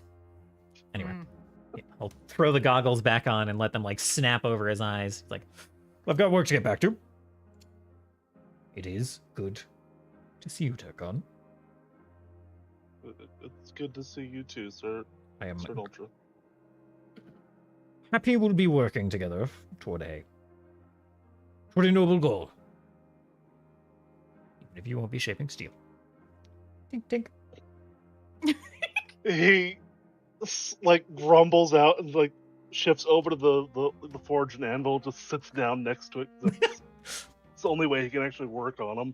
Starts shoveling shit into the furnace. Wonderful. There you go. And he like pulls out a slightly oversized for him, slightly undersized for you hammer, and just like clanks it across the anvil for you. And puts you to work shaping some gears. He looks back up at the rest of the retinue and just like glares daggers at everybody. This is a good look for you.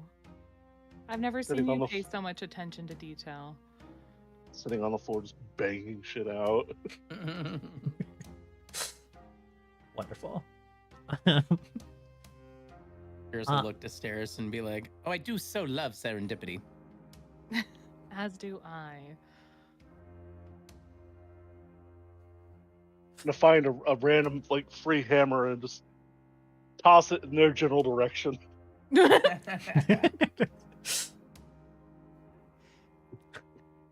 They fly straighter if you get more spin into them. I wasn't trying to hurt them, I was just trying to scare them. Oh. Fair enough, I guess. Well, we'll leave you to your bonding. You have Excellent. much to catch up on, it seems.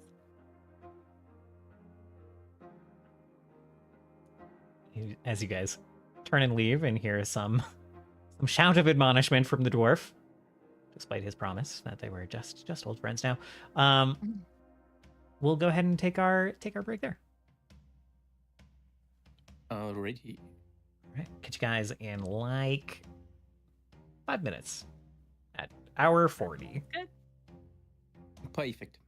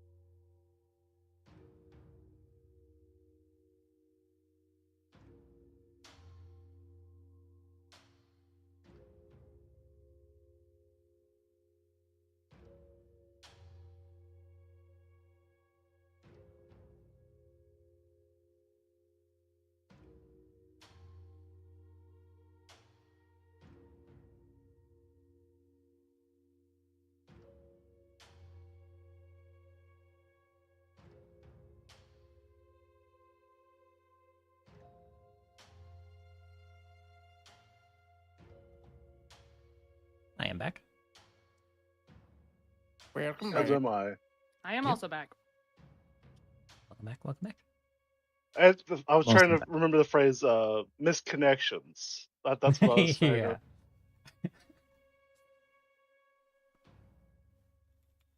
Because I was kind of sad the first time that he showed up and I wasn't there to see it. But I think it was well worth it. Excellent, excellent.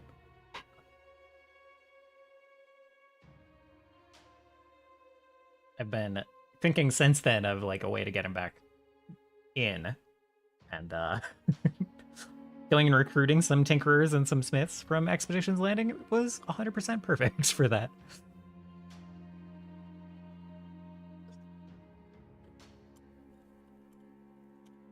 I think that makes only 2 that haven't showed up for actual gameplay yet, for sessions. Yeah, there are.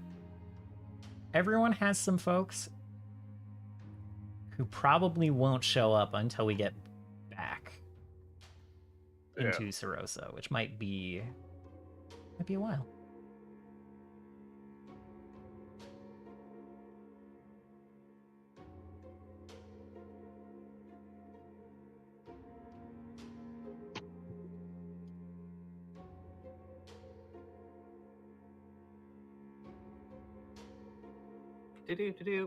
Do-do-do-do. Elmo's world. Oh, please no. When my son was a baby, that's all he would want to listen to.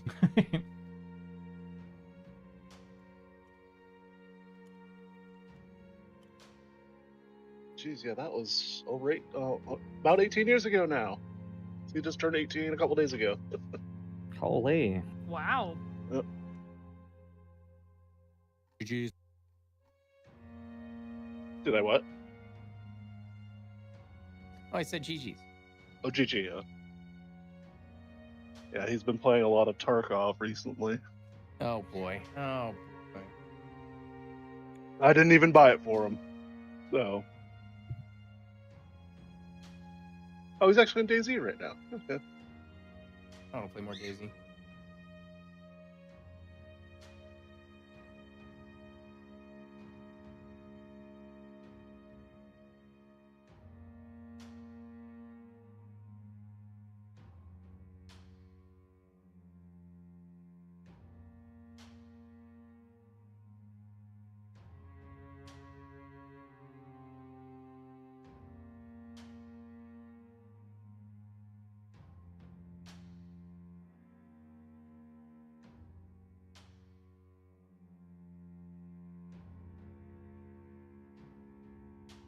All right, let's see.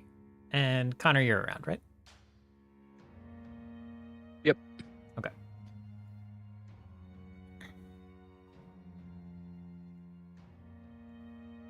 All right.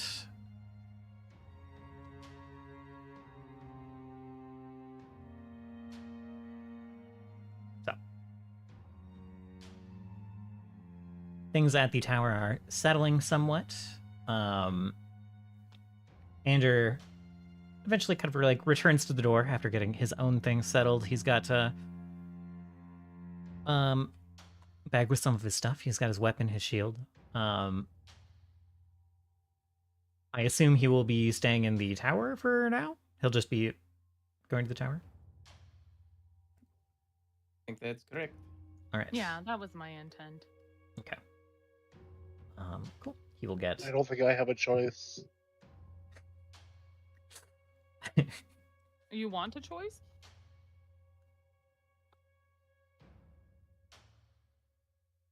I mean, You don't. Tarkon's You not don't gonna have do one, this. but you can ask for one. Dang. Actually, as we walk back from the workshop, Chris will kind of like motion to Staris as they walk together and be like, "You know, Staris, I am quite proud of you, honestly, even if that's not something you desire one way or the other. Feel the need to say it at least." I doubt there's anything I could do to keep you from sharing your thoughts. The books I read say it's healthy.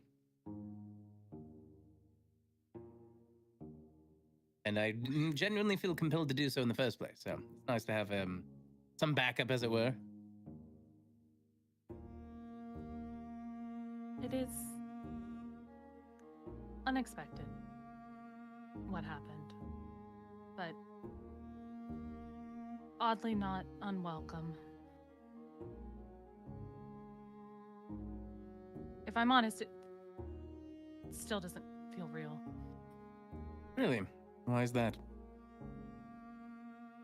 Well, when you have your mind set on something for so long, and you deviate from it suddenly, there's a disconnect. Yes, I suppose I could reason understanding that. Fortunately, the only thing I've had my mind set on for a very long time is defeating the Seraph, you know. So noble. More of a... what's the phrase? Not sure if there is one. I still haven't been around for a very long time, and therefore I have not had a great many chances to have anything on my mind for a very long time. You also haven't had a great many things done to you that was bad. Unless you count the Seraph's invasion, but I guess personally, you haven't experienced much adversity, from what I can gather. I suppose not. For better or worse, but every stone of my being says that I need to do everything in my power to defeat the Seraph.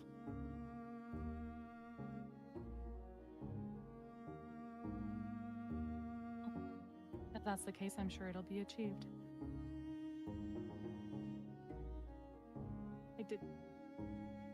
I had hoped in our conversation with Ander that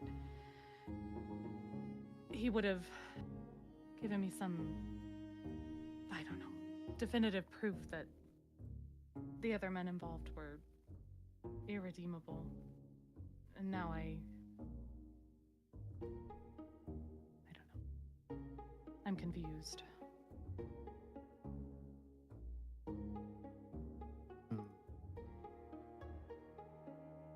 It is a very confusing situation. I don't envy your position.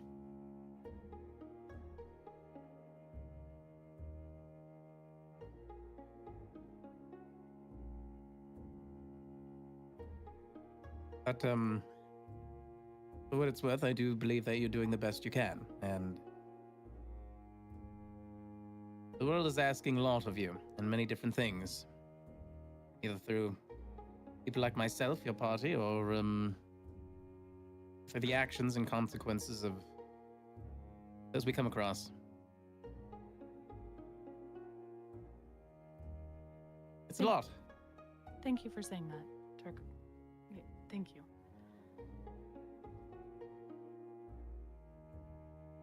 I'll give a slight smile and have a bowing nod.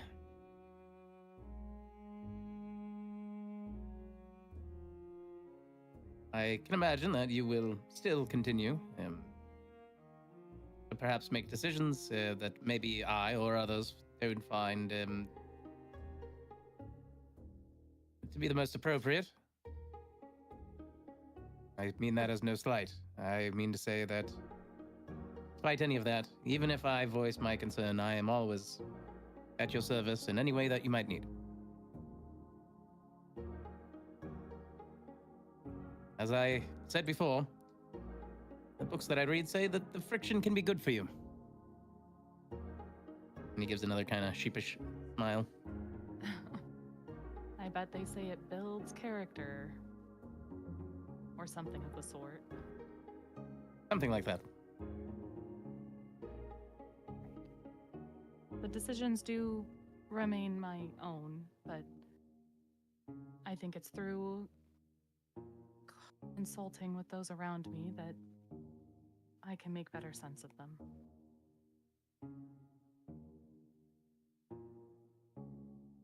I think that displays your wisdom in such things.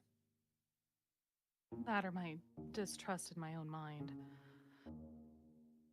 I've come to find it's a fickle thing indeed.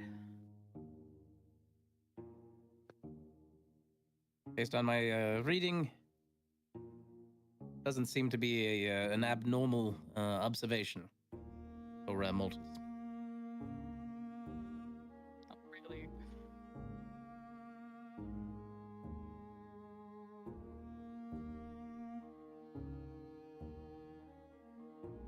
Is Scene with us?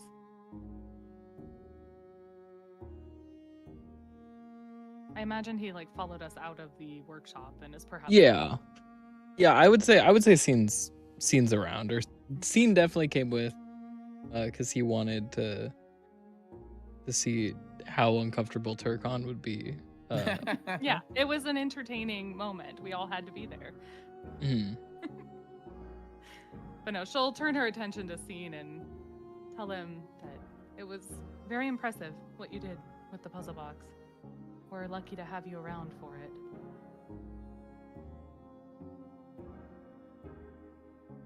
Oh, I Quite so, Scene. just, I like I said, it's just like one of those rhythm games. It's just counting. Yeah, just counting. But seems you're the most capable of us with that. And I'm glad you're alive to help. Because I wondered, without Acilia's intervention, if you would have survived that confrontation with Isha.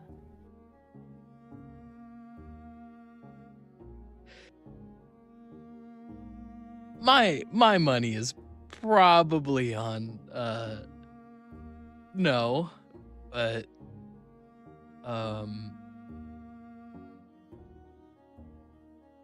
glad that Acilia stepped in, and glad that I also didn't do any harm to Isha. I mean, I guess like lasting harm at least. Indeed. It does worry me, though. I spoke with Turris before about how I feel like Isha values her power over anything. We need to be mindful of that and create checks to balance her. And I think it apt that Acilia, the high priestess of Denala, was the one who intervened. Have you thanked her for that? Scene would kind of like stare blankly. I think so. We talked after.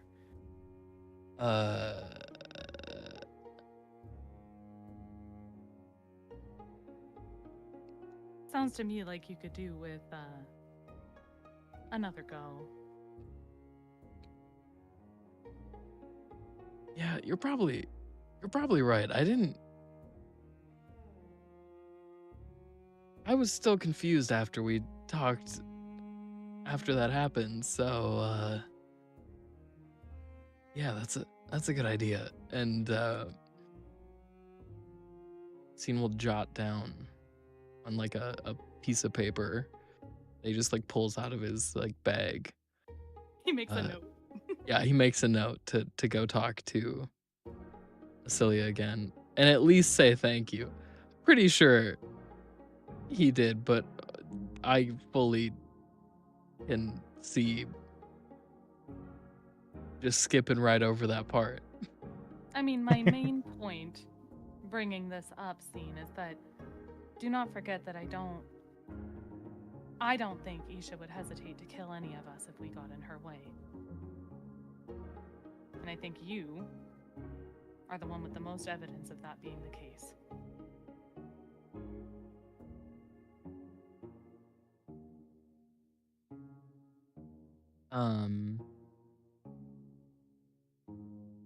Scene would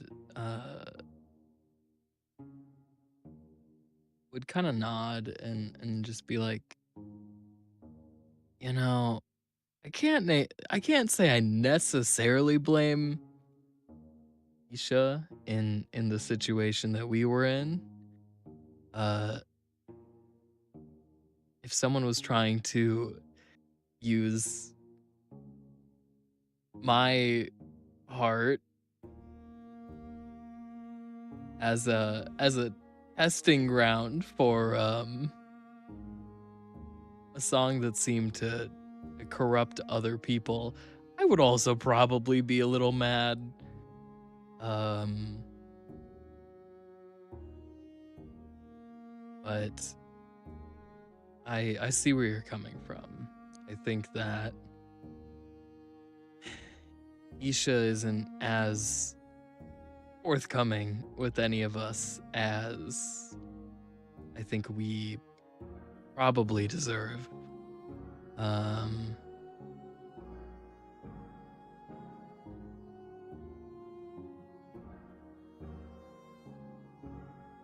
he would kind of just trail off and like nod after that. That, and I think she's more volatile than she lets on.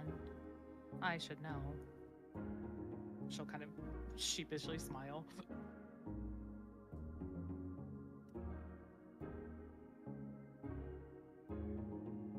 Yeah,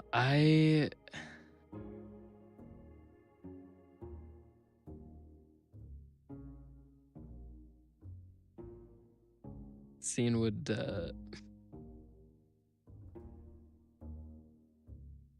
sort of just like blankly stare, thinking back to the situation of like with the light and everything.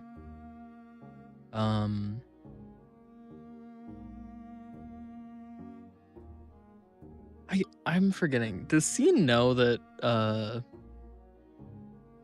Trabert is still alive? You must. Oh, yes, you do. Yeah, you I must. spoke about it at length. That is why I'm sowing dissent in the party. It's very obvious. Okay, no, I was just like, I wasn't sure. I couldn't remember if Scene had like run into Trabert or like I think the entire party was there when Staris was confronted with that. Okay. Yeah, in that case, Scene would pivot to not focusing on him and being like, I mean, speaking of, how are you feeling after the wolf guy's back? How do you think I'm doing? I don't presume to assume the emotions of those around me. That's why I'm Smart man, smart man. The wall opens up behind Turris. He sinks in and it closes back up. Never been. He said, I'm not going to be here for this. Yeah, I am still mad at him for letting Trabert in. That's a smart move on your part, Turris. I can't blame you for escaping.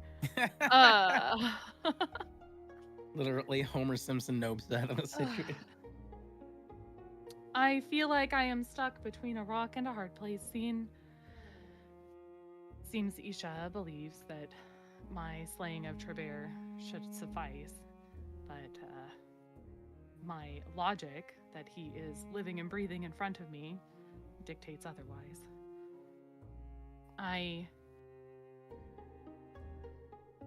He serves some purpose, though I don't fully understand what it is yet, and I hope to soon. But I'm still quite angry about that, and it has completely shattered my trust in Isha, which is why I'm trying to warn everyone else before she does something like this to you.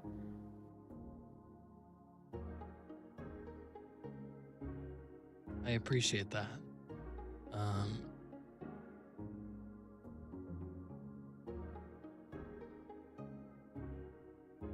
Kind of on the same topic, how are you feeling about oh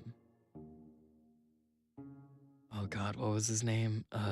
Ander, the man I allowed in the tower and allowed to live. Yeah, that guy. He was nice. He let us into his home, offered to make us tea. Indeed, he was nice and let us into his home.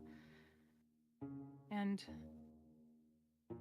my sister showed him mercy. I don't know, it felt right to do the same.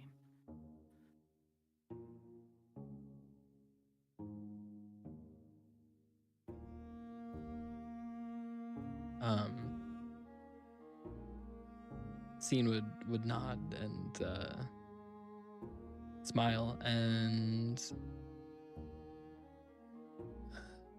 I think you did the right thing. I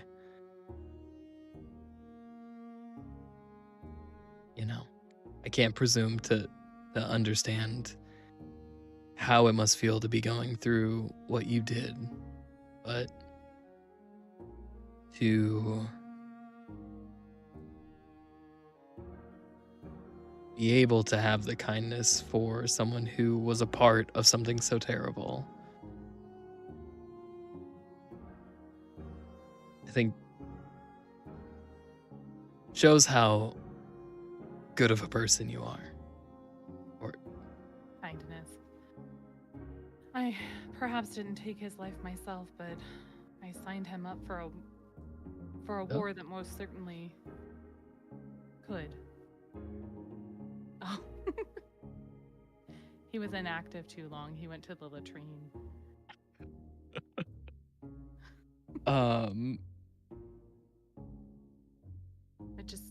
This choice makes me wonder about ones I've made in the past. I had hoped Andrew would tell me that Brightstone was a terrible person. Now I wonder, well, I suppose I can't take back what's done.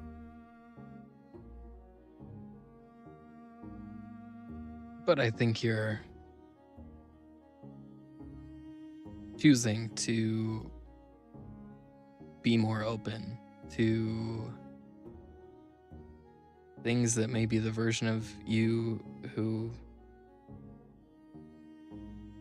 in the past didn't wonder those things.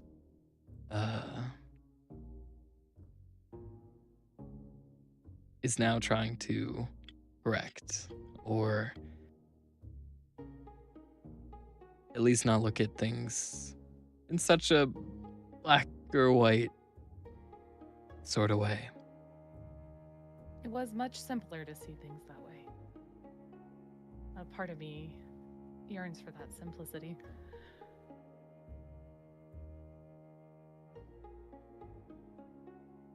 But the world grows more complex, as does this conflict. So I suppose we grow with it. Yeah. Thank you for your words, Scene, and thank you for considering mine. Scene would give a big smile and 2 thumbs up. And Staris will depart out into the courtyard to that tree where she was practicing with Acilia the night of that confrontation with Trevere. Ah, I see. And she's just settling down to pray, not to not wishing for any specific visitor or outcome. Okay. But I imagine, flavor-wise, roll with me here. I imagine that Ander actually still shows up in her vengeful sight because she hasn't actually forgiven him yet. But that's what she's settling down with, the intention of clearing her mind and trying to kind of release that bond to him. And so she'll kind of coil herself at the base of this tree, maybe allowing her familiar to go up into the branches or kind of roam around, and not necessarily trying to commune with her patron, but perhaps doing so as a byproduct. I imagine there's a bit of she's kind of being pulled in these two directions in her mind. This like kind of open maw of rage that is her patron, and then this kind of lightness that is her faith. And she's focused on that, like allowing her vengeful sight to activate, perhaps seeing Ander's form in like the common room or wherever he might be in the tower. She'll kind of gaze at it and not uttering the words out loud, but within her mind, kind of stating that she forgives him for his choices and is making the intention to release that hold she has on him.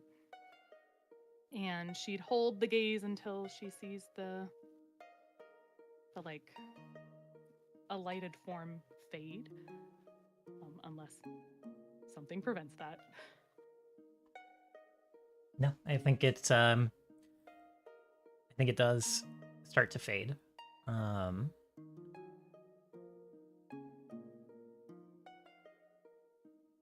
Do you how do you carry around the gift of the Dryad? Usually I imagine if she's not wielding it, she holds it in like a I've always imagined she has like a sling of some kind that she kind of slides it into or wraps around it to kind of carry over her shoulder. That makes sense. Probably like But attached to the bag or something. Perhaps in this instance she'd have rested it like across her like lap. Okay. I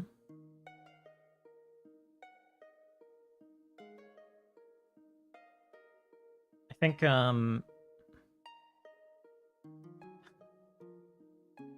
you're carrying around a few items of some significance in addition to your patron.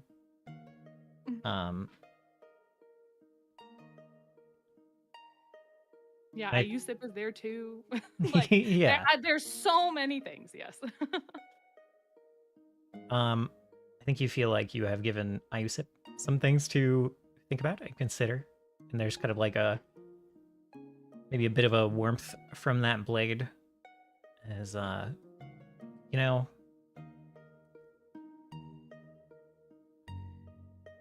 forgiveness is not something that she has gotten the chance to consider very often, and probably won't get the chance to consider for her particular enemies. But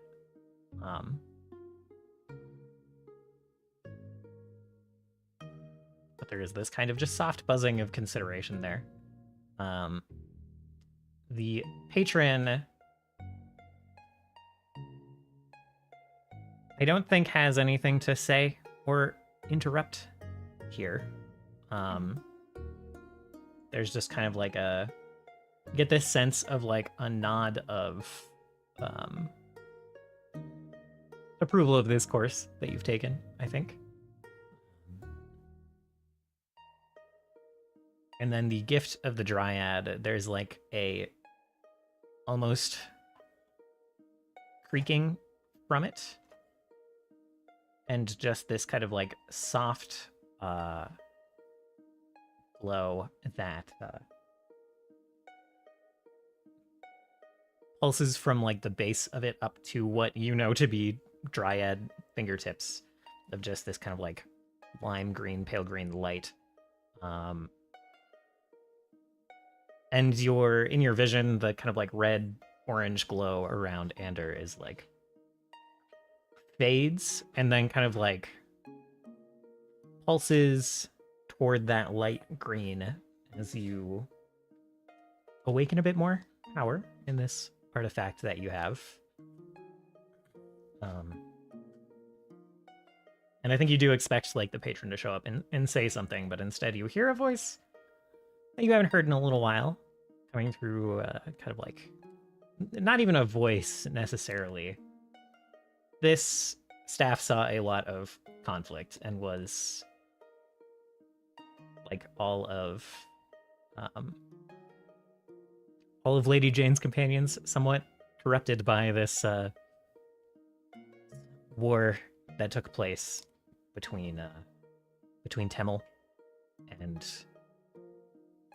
and the Sunstead Sorceress, the Fae that tried to invade years and years ago when this staff was last used in open conflict. And forgiveness and mercy was not something that they got the chance to consider either. And this path that you have selected expunges a little bit more of the kind of lingering hatred and pain that was in the Gift of the Dryad. And you will get to the Sight of Mercy ability to go along with your Vengeance Sight. And we can talk about what that means and which direction you would like to push the staff later. Lucky. And if you want that to be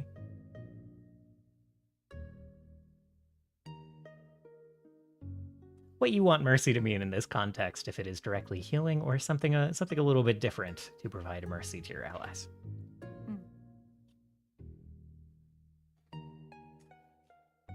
As my dog chomps on a bone, he took that right behind my microphone, man. It's his moment to shine. Just random breaking noises, like sounds like wood snapping in the background. Going ham Oh. at it. But it does. Wait a minute. Sorry, go ahead. Go ahead. I was going to pivot to something else entirely, so finish what you're saying about this. I think you feel like, again, that kind of like warmth from Iosip, a bit of a warmth from like the staff, and you feel almost like a weight off your shoulders, a weight off your chest, as you let that particular fury go.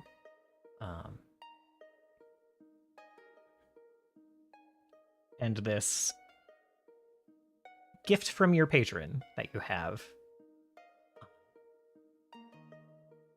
kind of like eases off as well, letting that bit of hatred and rage go, no longer using it as a weapon, as a compass to point towards Ander.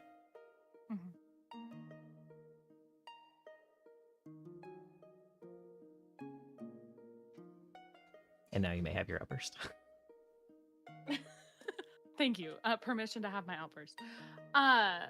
No, I was just thinking, like, isn't this Bates' first time in the tower and we've left him completely unattended? Correct. No.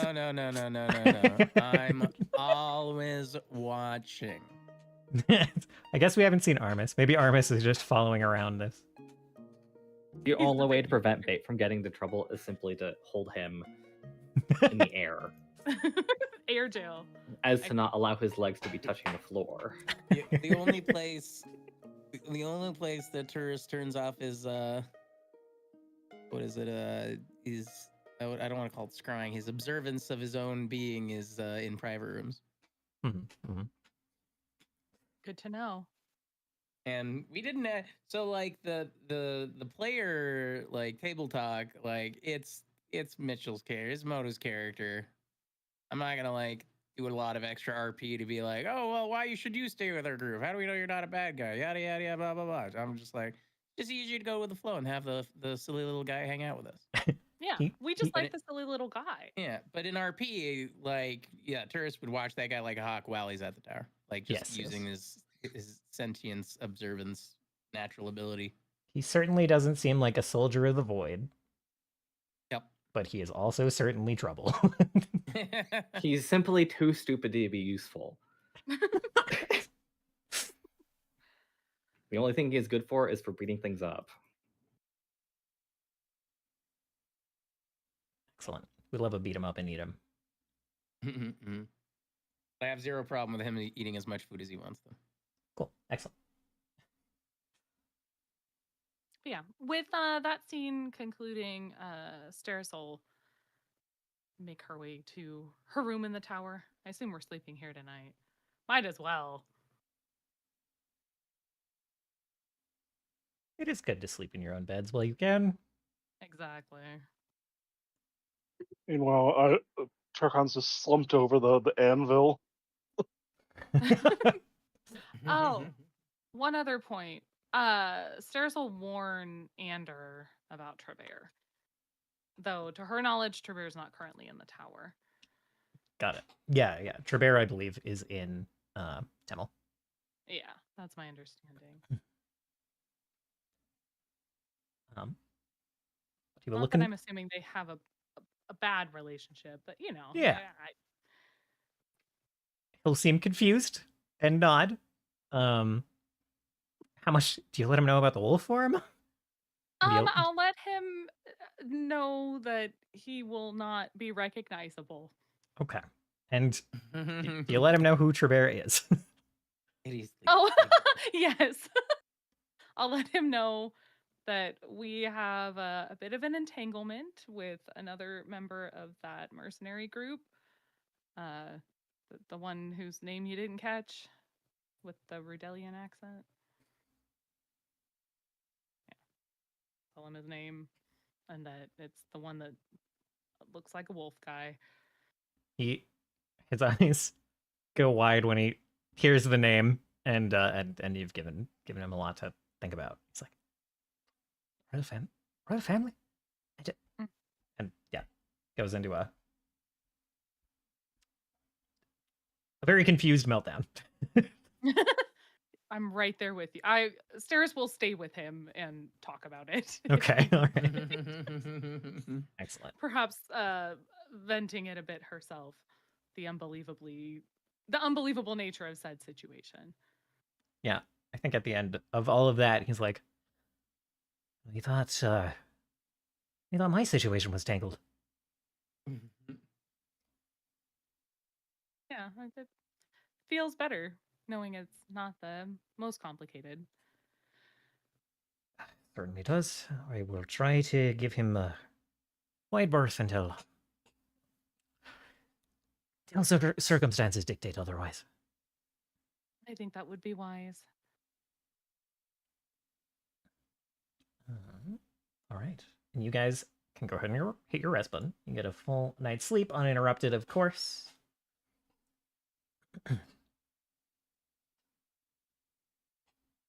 The only thing to do from there is continue toward the arcs, correct? Correct. All right. Do you have anything else to do? You guys have anything else to do with the tower or in the village before you leave? I guess I need to sneak out of the forge. Excellent. Mar does not, in fact, sleep there. so Okay. so you manage it. You manage to. The school. Yeah, you get to the front door of the common room unopposed. You're like, huh. And then a door opens, and you hear see Mar walk out of his room and go toward the forge. And he's like, "Torkan, my boy, we have a busy day today. A busy day." And he's just like walking toward the forge. I imagine you. Well, I just leap through the front door as quietly as possible. Yeah. Get my weapon from Mud Buddy. Yeah. He like reveals the weapon to you, hands it out to her. And you guys emerge into one by one into Andrew's home, and then depart from there. You know, roughly, you know the region where the Arcs is hidden. But I imagine you do not know precisely where. How would you like to? Ooh, Jesus! How would you like to proceed?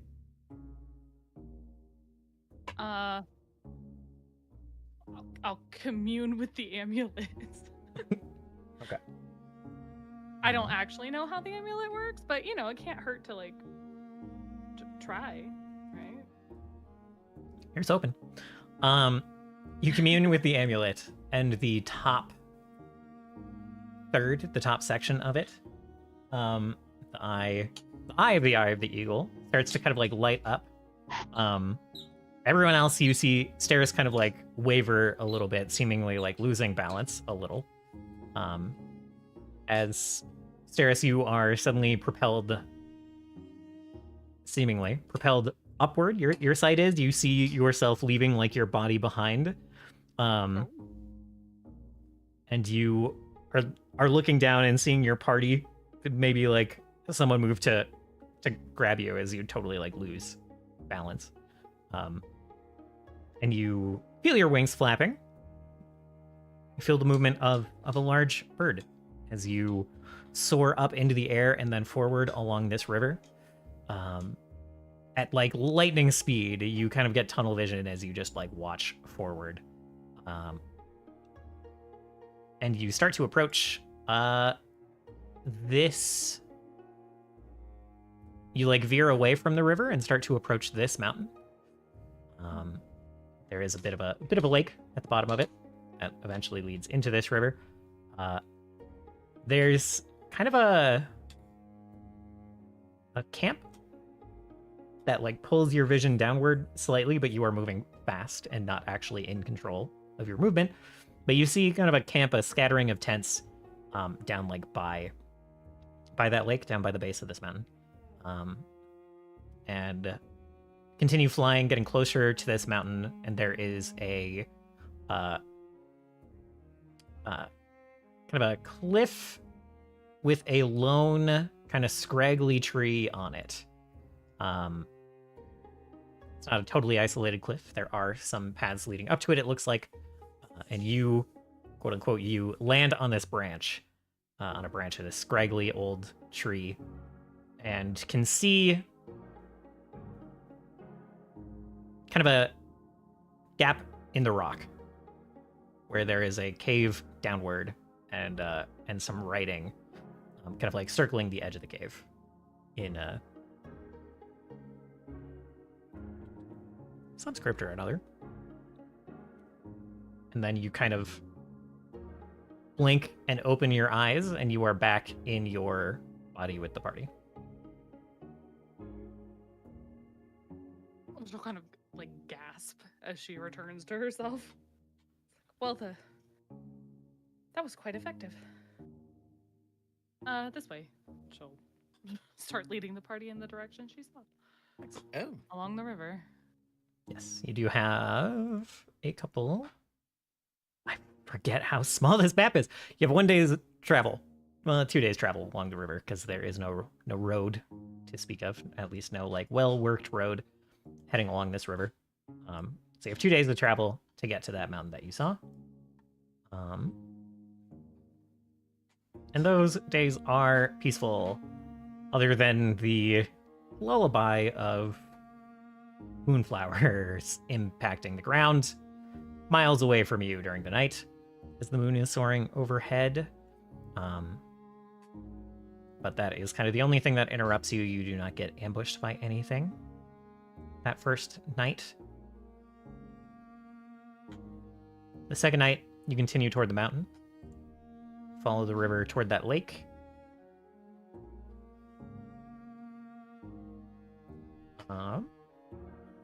And then I will ask how you approach the mountain. You saw that camp near the base? Yes.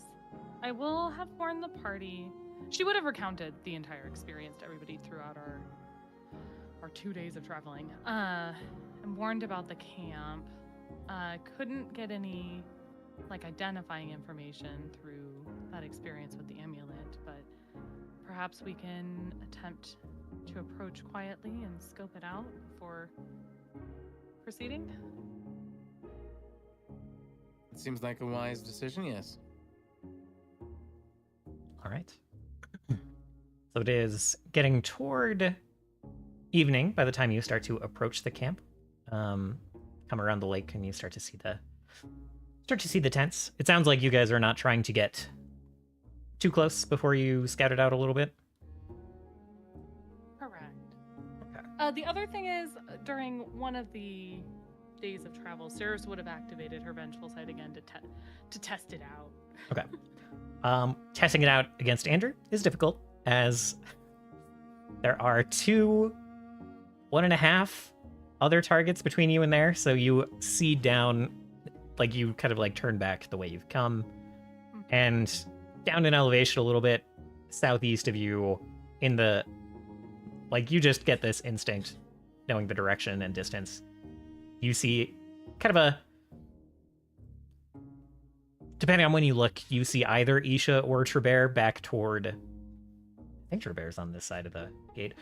Back toward the capital of Temel. Ah, great.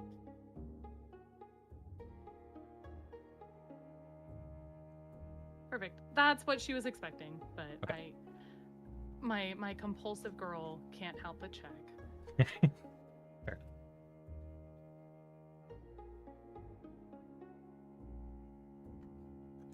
All right. So, plenty of bushes, plenty of tree cover around here, so you can get close to this camp without much trouble.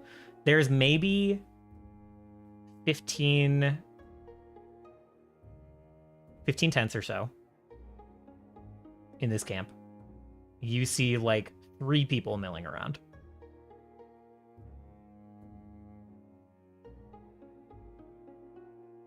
Kind of gruff looking folks. They're wearing armor, but it's not in the best of shape. All of them have. Actually.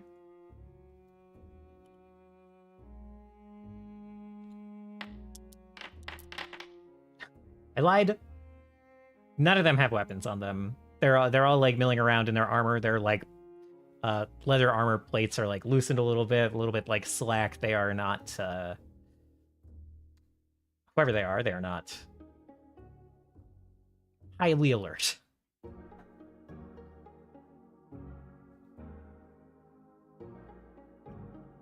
I'll give you a perception check to see if there's any like banners or identifiable insignia or anything.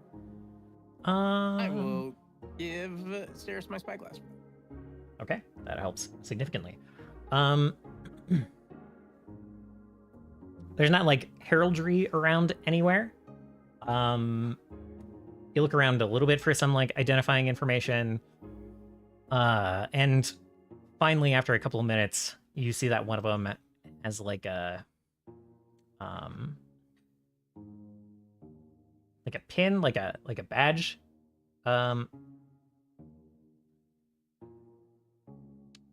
of like on their left breast, saying, it just says, let's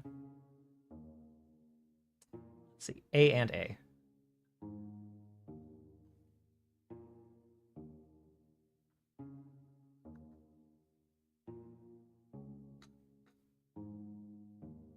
And And this person that you are spying this emblem upon, they appear to be like packing a bag. They're like starting to break down their tent.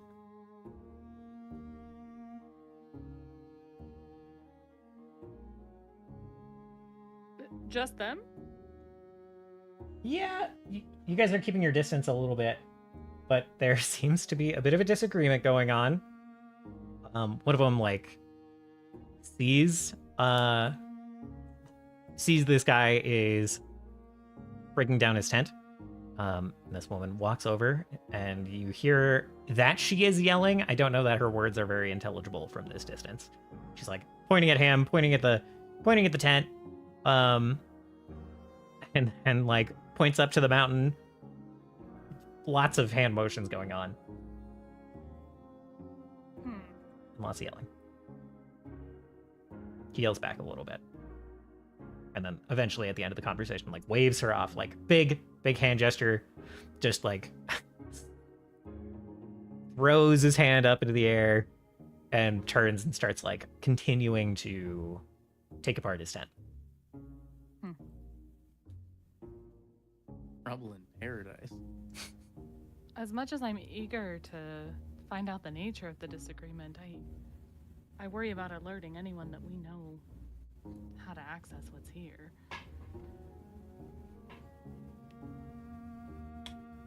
Perhaps we should sneak around them entirely?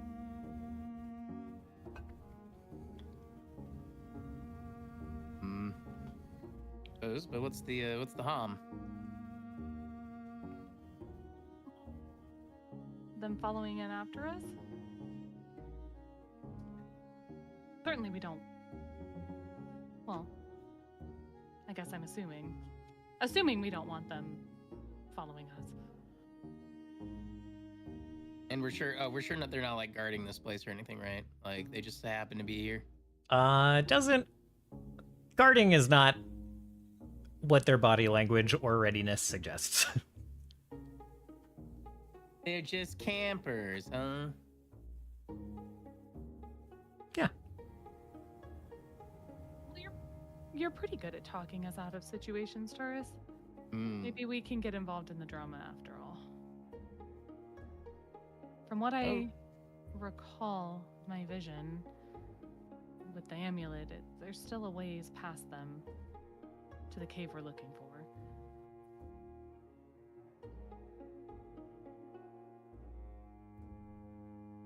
Oh, you think we should approach them then? I mean, if we get stuck in a bind, I think we can take them. Or we I could don't just even- walk past them. That too. Though I doubt they'll let us through without notice.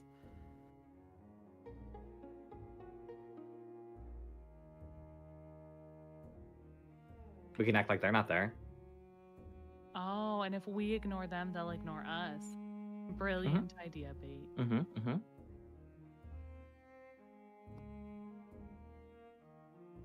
Well, lead the way, buddy.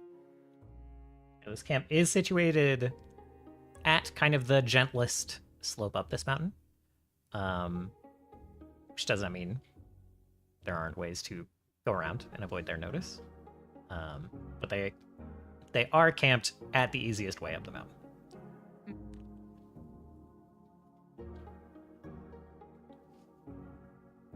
I mean, certainly if this is where they're camping, they must be seeking the same thing we are. But maybe I'm wrong. Why ask? Because it would be wise of them to find something else to seek. Exactly. Yeah, but we don't have to ask.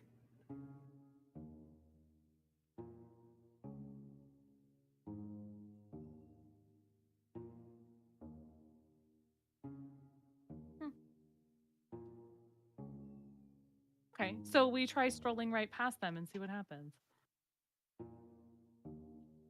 Faye starts walking. Sounds like we are not trying to stealth whatsoever.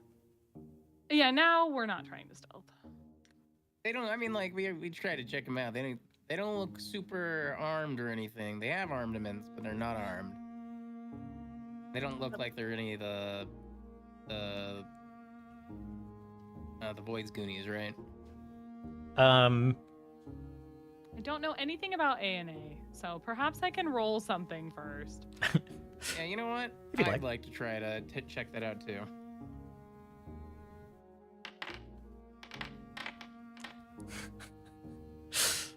Wait, That spun around and around a nat 1 for like 4 seconds on my screen. Oh god. Let's see. This is a society? Okay. You guys just heard about a mercenary company called Amber and Ash. Oh. This is the group that Oh. Martel hired for a excavation something or other up here. That's not what you called them. It is absolutely Amber and Ash. You absolutely said ash and fire. No. Yes. Okay. Well, I didn't remember, so you got it right the first time, Varys. Thank you. then we should absolutely dissuade them from being here. Okay, well, let me just correct my notes from a month ago.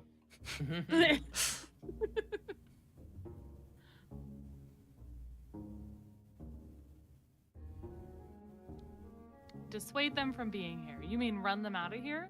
We can do that. More or less, he says with a smile. Why do you guys always want to fight everything? No, we're not As trying to in- fight them. They're simply, Fighting's fun. But we could just go up the hard way. It's so much easier. Going up the hard way is so much easier, babe. It's easier than fighting everything. I thought you liked swinging your hammer. Oh my god. No, You guys like to fight everything. I'll have you know, I've talked our way out of many situations before. Okay, well, I haven't seen that yet. What I'm seeing right now is you guys want to fight them, when we could just go around them. We're all capable of climbing a mountain.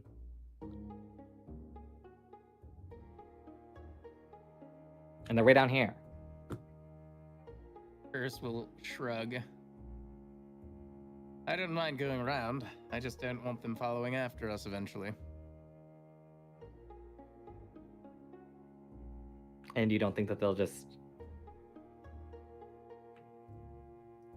follow us when we go down there? You talk them down and they follow us later?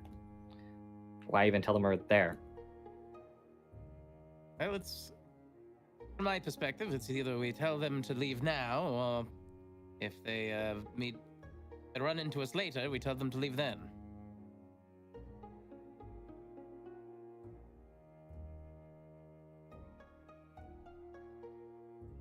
It's simply a matter of when and where. And at least here is a courtesy of saving everyone some time. Odd to say, but Fate does have a point. They don't know we're here. We don't have to worry about them. We know that they can't get into the arcs.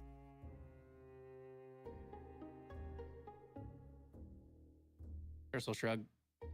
Very well. I'm fine with going around. At least we know who they are and what they're potentially up to.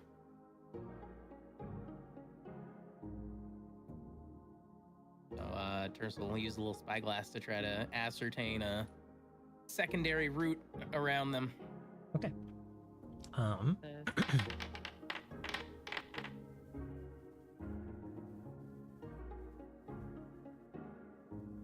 right, no problem. You find a route to cut around that should stay out of their immediate sight line, and they don't seem that interested in holding patrols or watches or anything like that.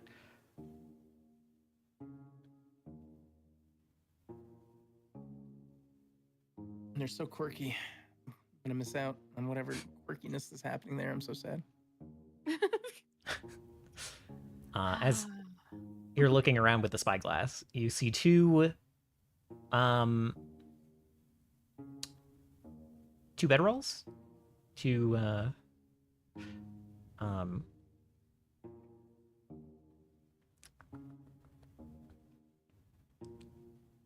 that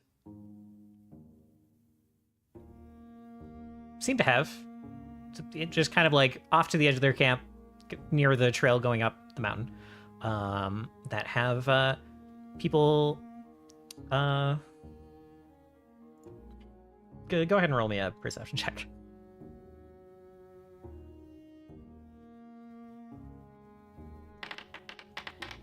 Spyglass.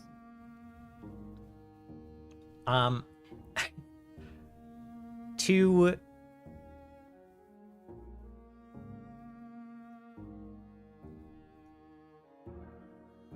dead bodies have been covered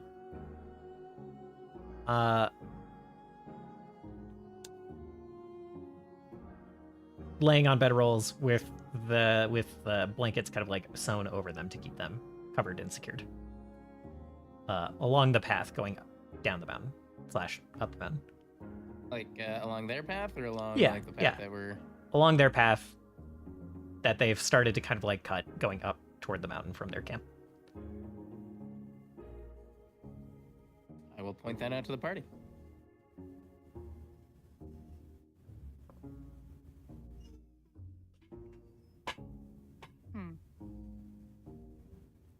You have your route charted, and it should be no problem to sneak around this group.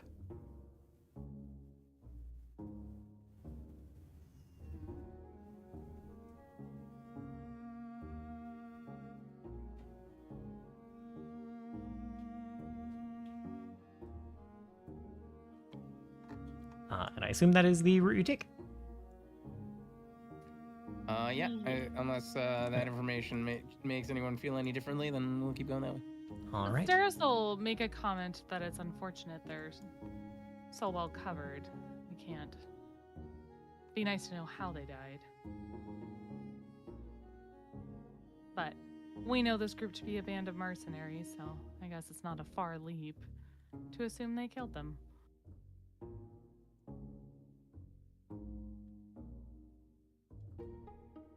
Right. So you guys sneak around, start climbing up kind of the backside of the mountain. It starts to get dark pretty quick.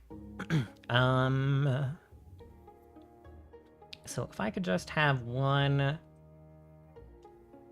athletics check to climb from everyone just to see how this goes as the night begins.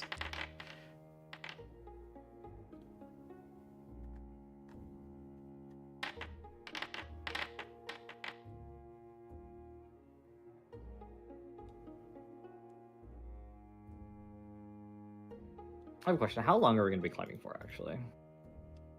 It's probably a good, from what Staris described, it's probably a good half day, 6 hours or so of climbing up this mountain. Oh, okay. Easy peasy.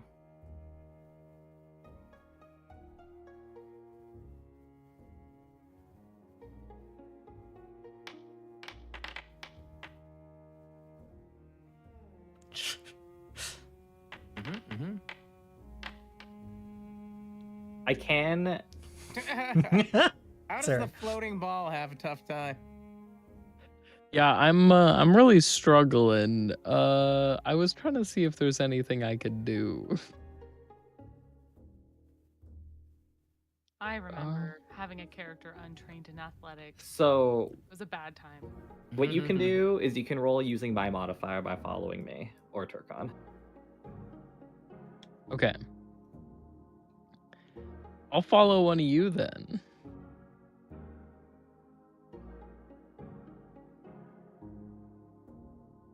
You can just follow the expert on any of the people who are better at climbing than you are. So with some help, I also have quick climb as well. very nice. That definitely helps you help Scene. So you're able to keep everyone kind of climbing a pace through the harder kind of like side slope of this mountain. No problem. Once you have climbed a certain amount, Staris, the amulet kind of lights up again, and you see an eagle, kind of like a hazy green eagle, fly out of it and fly ahead of you and like perch on kind of a cliffside and like turn and wait for you guys.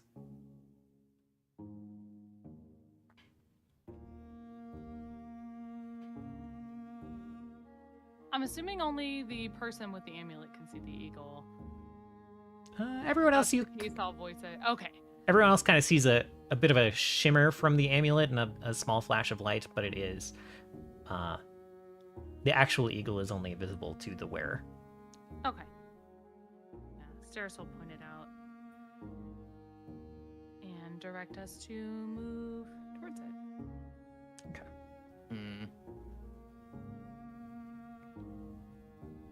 All right. As you reach it, it turns and flies off again, and leads you to the branch of another tree, and kind of is just leading you to the easiest way up this mountain from where you are.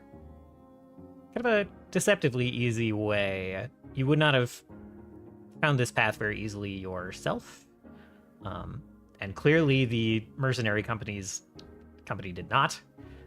This looks largely untouched, but it does appear to be a relatively easy way to traverse this mountain. So it is you find the climb rather easy after that point. My question is, as it's getting on toward like night and evening, do you find a place to rest, or do you carry on through the night until you get to the destination?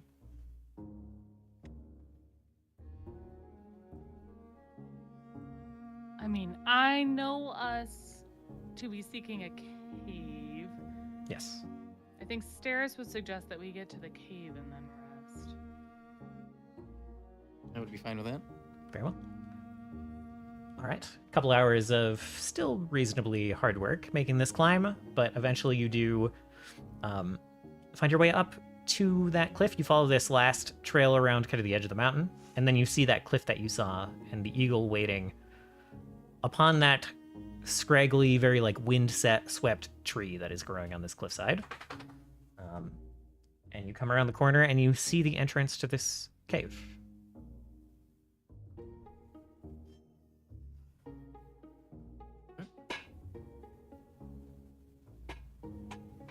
Can we make out the script that was like unidentifiable in my vision? I think you have seen it before. Go ahead and roll me a society check. All right.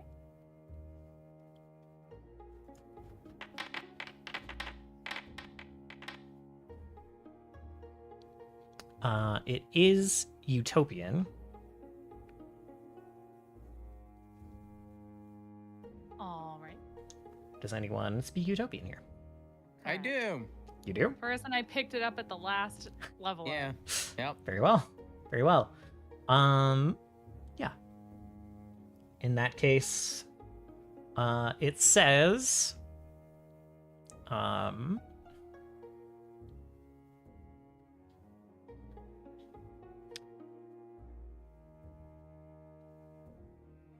it says,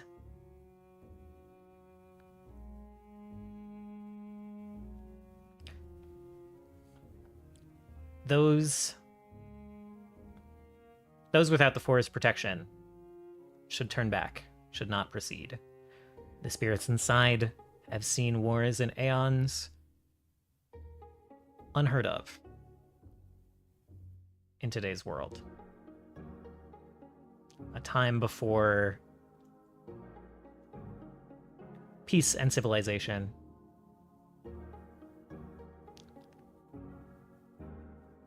A time that only the eye of the mountain lived to see.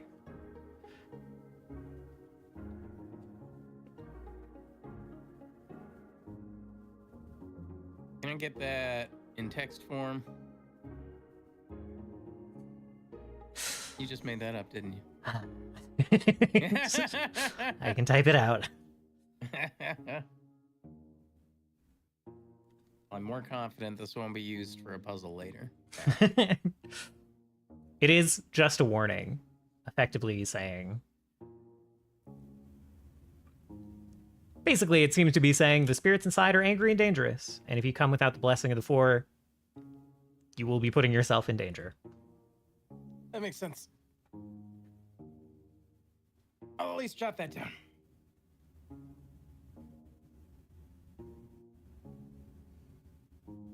The bit about the eye of the mountain is kind of interesting, though. But yes, yes.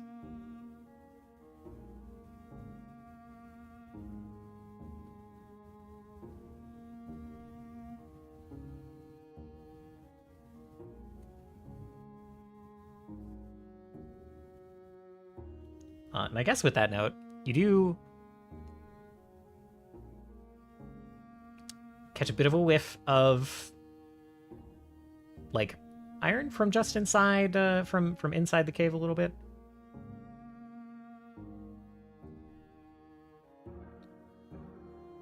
Turkhan, as we're moving into this cave, can you pop on your See the Unseen? I know it only goes for a little bit, but just in case.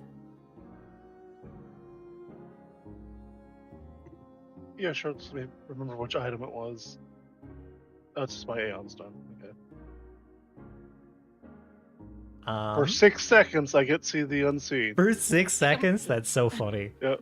Okay, so you pop I can that do on. it. I can do it once a minute. Okay. Make it worth it. Incredible. So you pop that, the ion stone kind of like floats up next to you and flashes, and your eyes flash kind of that same color, and you see, not 10 feet away from you, there is a ghostly, kind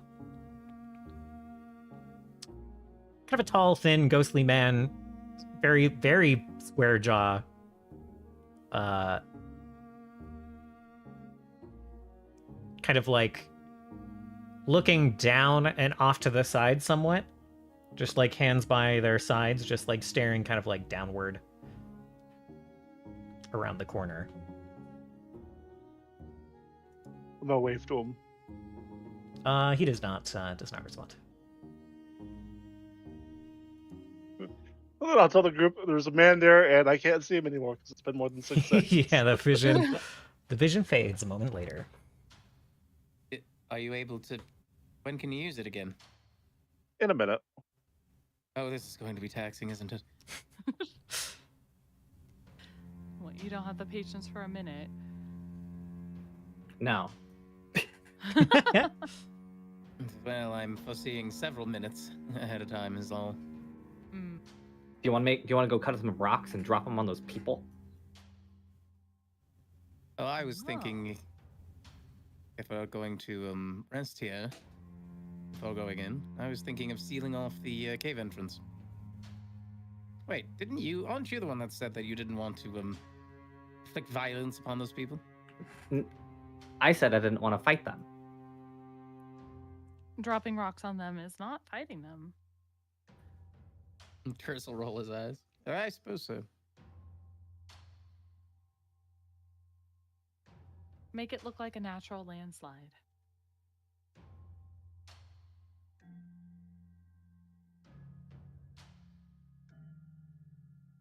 Well, what about this apparition? Did he do or say anything?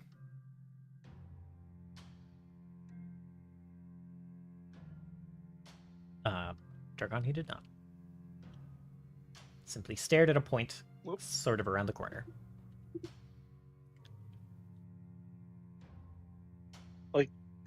Can I see what he was staring at, or is it literally around the corner that? Make a perception check.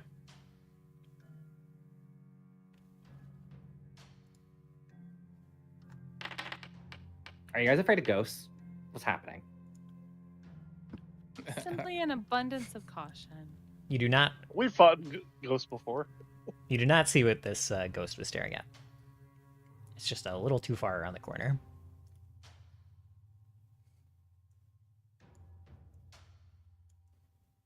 Well, then, when the minute is up, I will walk up next to where I thought the ghost was standing, and I'll ask him, "What's around the corner there, buddy?" Okay. While activating the stone. Yeah. Okay. So you walk forward and peek around the corner while activating the stone. You see this man still staring down. And you peek around the corner and you see what he was staring at. There is a dead man, eyes wide, mouth open, with a ghostly, kind of like bluish green sword sticking out of his, just right out of from between his collarbones. Just like staring blankly back up at the spirit's face. Oh, is that what's bothering you? And with you having entered past the threshold, he stoops down and slowly wraps his fingers around the sword and starts to pull it loose. Yeah. Just trying to be friendly.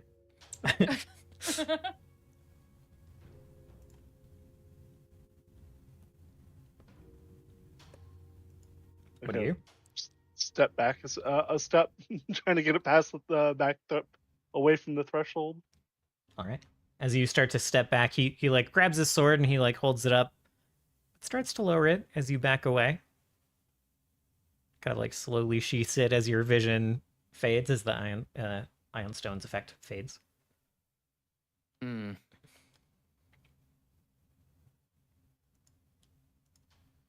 So the ghost is holding the sword now. Yes. Yes. The dead man's chest is no longer holding the sword.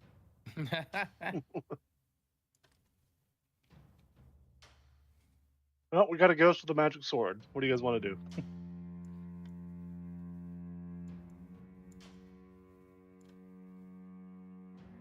You suppose that's the thing the cave warned us. There were angry spirits. I didn't think we'd run into one immediately, but that...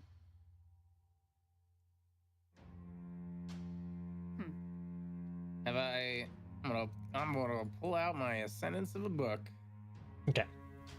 And see if I can't find anything about protective spirits. Protective Well, spirits.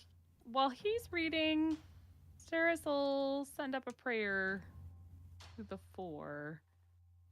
I guess specifically to Denala, but she'll frame it generally to whomever is listening to allow us safe. To whom it may concern. Yeah, to whom it may concern, prayer.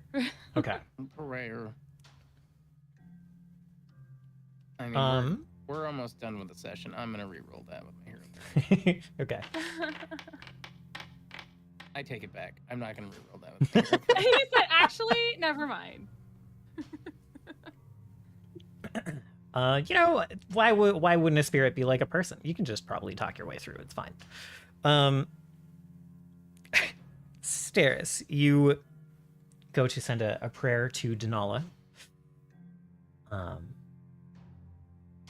And as you are doing so, you feel everyone else, you see the ring of the gray door kind of like flash on Staris's finger. And Staris, you feel a chill kind of like from that hand, like through the rest of your body. There's just like a shiver. And then the bottom left third of the amulet of the Triskelion flashes. And this kind of like blue wave extends forward from the amulet, kind of like pulsing down the hallway. And that ghost appears again. The one that only Turkon was seeing with the See the Unseen. As the Eye of the Mountain, part of the amulet, activates. And that ghost that you saw, kind of like, now they turn, not to you, Turkon, but to Staris, to the amulet in particular. This ghost, again, like, kind of, she's their sword. I don't remember if I described that already. And then kind of like steps aside, and you see that there is kind of a branching path. There's some worked stone ahead, inside this seemingly natural cave entrance, and he points. This man, the dead man, is off to the left. The ghost points you toward the right branch of this path. Oh, you picked wrong. I guess when a ghost tells you to go away, huh? And Bait is just Guess like, so. first one. Excellent. You start walking in. You see Bait very quickly sees that this is the entrance to a labyrinth. There is another fork ahead, down this very like straight hallway, and another ghost standing there who kind of like sees you.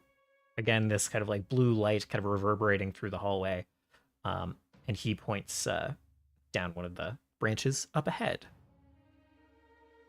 As the amulet takes effect and commands these spirits to point you in the right direction. And maybe we'll... Let's go, gamers. Mm-hmm. I lied about that. Maybe we're going to go for another couple of minutes. What do? You said you were going to take a rest. Do you take a rest here? How fatigued or exhausted are we right now? You're a little tired. To push, we'll have to like make a fortitude save, which isn't too terrible. Mm-hmm. One level of fatigue isn't too bad. I feel like the thrill of finally finding this thing we've been looking for will keep us from actually sleeping. Yeah. Right. The adrenaline pumps up a little bit. We'll let that adrenaline stave off the fortitude save for now, in fact. All right. Sweet. Oh, generous. Just as we kind of enter this labyrinth, Terrace is actually gonna kind of take a look at what he can see and press a palm against one of the slab walls and just kind of feel it for a moment. Interesting. Communing with the building. Maybe. What's it to you? Do their stones speak to your stones? Old stone. It is not smooth to the touch. There's a bit of a roughness of like wind erosion, even in this protected space. But no hint of like dust either. It's kind of strange. There's definitely a roughness to it. Yeah, you can feel the age of this place. Some of the stones in your tower are pretty old. You think this is probably older than all of them. You truly have seen some things, haven't you, old friend?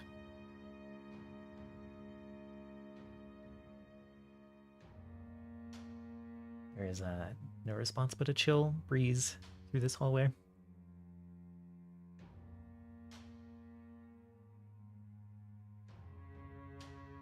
A little...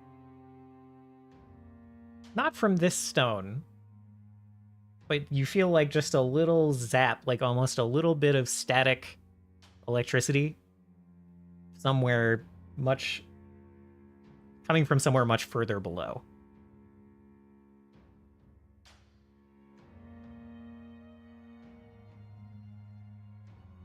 Curse's eyes go wide for a moment as he's like pressing his palm to this surface. His eyes will dart around and then dart below, just at the ground. And his adrenaline spikes even more, and he's like, we must go. All right. You guys start to enter? Start to follow these ghosts?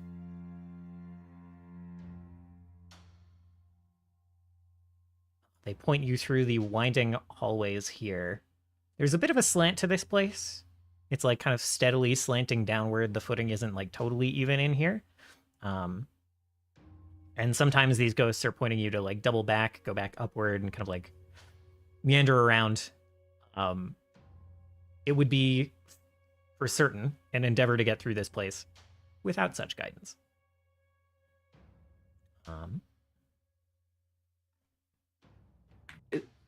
I have a question. So Yes. does this open up into some kind of like open air, like open cave situation?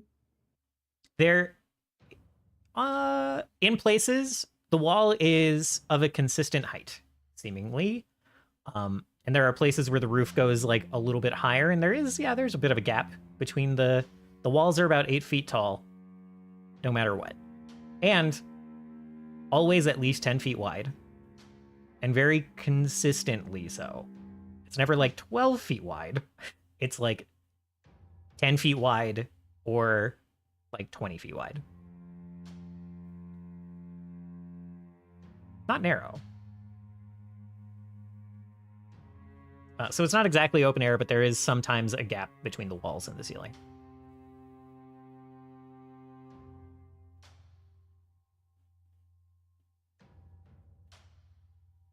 Bait gonna try to squeeze through some of them. We're gonna lose him forever in here.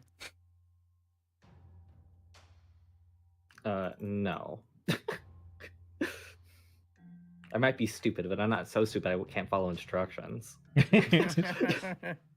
He's like, the ghosts are literally pointing the way. Who's in front here? Bait by about 30 feet. 30 feet? Okay. Excellent. You follow one. You approach another. There's just like a Bait has like pushed the back of his like stick a little down, so it's like scratching the ground. Just in case you need a. Yeah, just in case. Just in case And- I can't really trust the ghost. And you say Bait's not smart. He's practical. Mhm, I mhm. wouldn't say he's particularly smart. Okay. I don't know if this gives you any pause. I don't know if anyone is trying to keep up with Bait, or if they're just letting him cruise ahead 30 feet. But you see eventually a Minotaur ghost. And he sees you. He's gotten his command. He just points to one of the branches. He's in the middle of a wider, let's see, what is this? 40-foot wide, kind of like open, more open chamber, larger chamber. It kind of seems like it might be The ceiling is at its highest here. This seems like maybe it's the center of the labyrinth.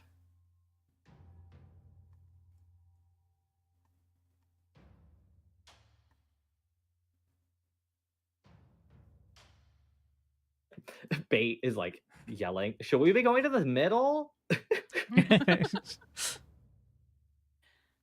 We should be going the way the spirits are guiding us to go. Yeah, but this one told me to go to the middle. Technically, he's pointing you out of the middle. Oh. Okay, never mind. Forgot his direction. So he's pointing you north. I assume you just start following that direction. Well, when I get to the Minotaur, I'm gonna look him over and see if I recognize them. Yeah, the rest of the group, I think, comes around the corner relatively at the same time. And he's still, like, pointing in that direction, but then, like, looks at you, Turkon, and kind of, like, makes eye contact and tilts his head. And then, like, looks over to the pauldron you're wearing and sees the emblem of... We've been calling it the emblem of Vesgal, but we know that's not her original name. But sees the emblem on your pauldron and then makes eye contact with you again. You do not recognize this Minotaur as an individual, but he certainly recognizes that emblem. And go ahead. Pat at it and give him a bow. Tilts his head again. He's like, seems to take something in. All of these ghosts have had a fairly blank expression, but a little bit of life comes to this guy's expression. A little bit of confusion. Maybe a little bit of, like a little bit of anger. And then he speaks and says, "You of her chosen. You of her wardens. Why come you to this place with the blessings of our invaders?" And that's where we'll end it tonight. Oh boy. As he draws it back to Corbin. Oh boy.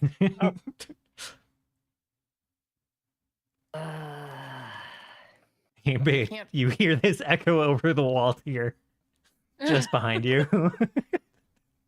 They want to fight everything. In our defense, we did walk past a lot of ghosts. A lot of ghosts. Oh, we'll give you guys... It's not like the highest fidelity map, but we'll give you guys just a little... A little taste. Yeah, a little glimpse. Look at that guy. I know. We're not fighting a normal Minotaur of a labyrinth. We're fighting a ghost Minotaur of a labyrinth. It's true. It's true. You are. Whale. I have no worries. I've got ghost touch. Oh my god. Oh, hell yeah. Hell yeah. Turkon's so ready. Well, You gave me this Aeon Stone ages ago, and now I finally get to use it on a ghost. How do I make something more resistant to Turkon? How do I give Turkon a good martial duel? A good martial fight? We'll make him a ghost. Give him a little bit of damage resistance so he doesn't immediately get crit and fall over. Ghost touch. Haha.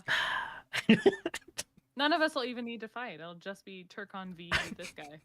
this is gonna be Turris here. He just reaches into his jacket and pulls out a folding chair. Give me the folding chair. Turris tries to sit in it. Turkon takes it to just bash on this ghost. As the ghost touch rune appears on the butt of the chair. Thank you guys for playing. Thank you for running.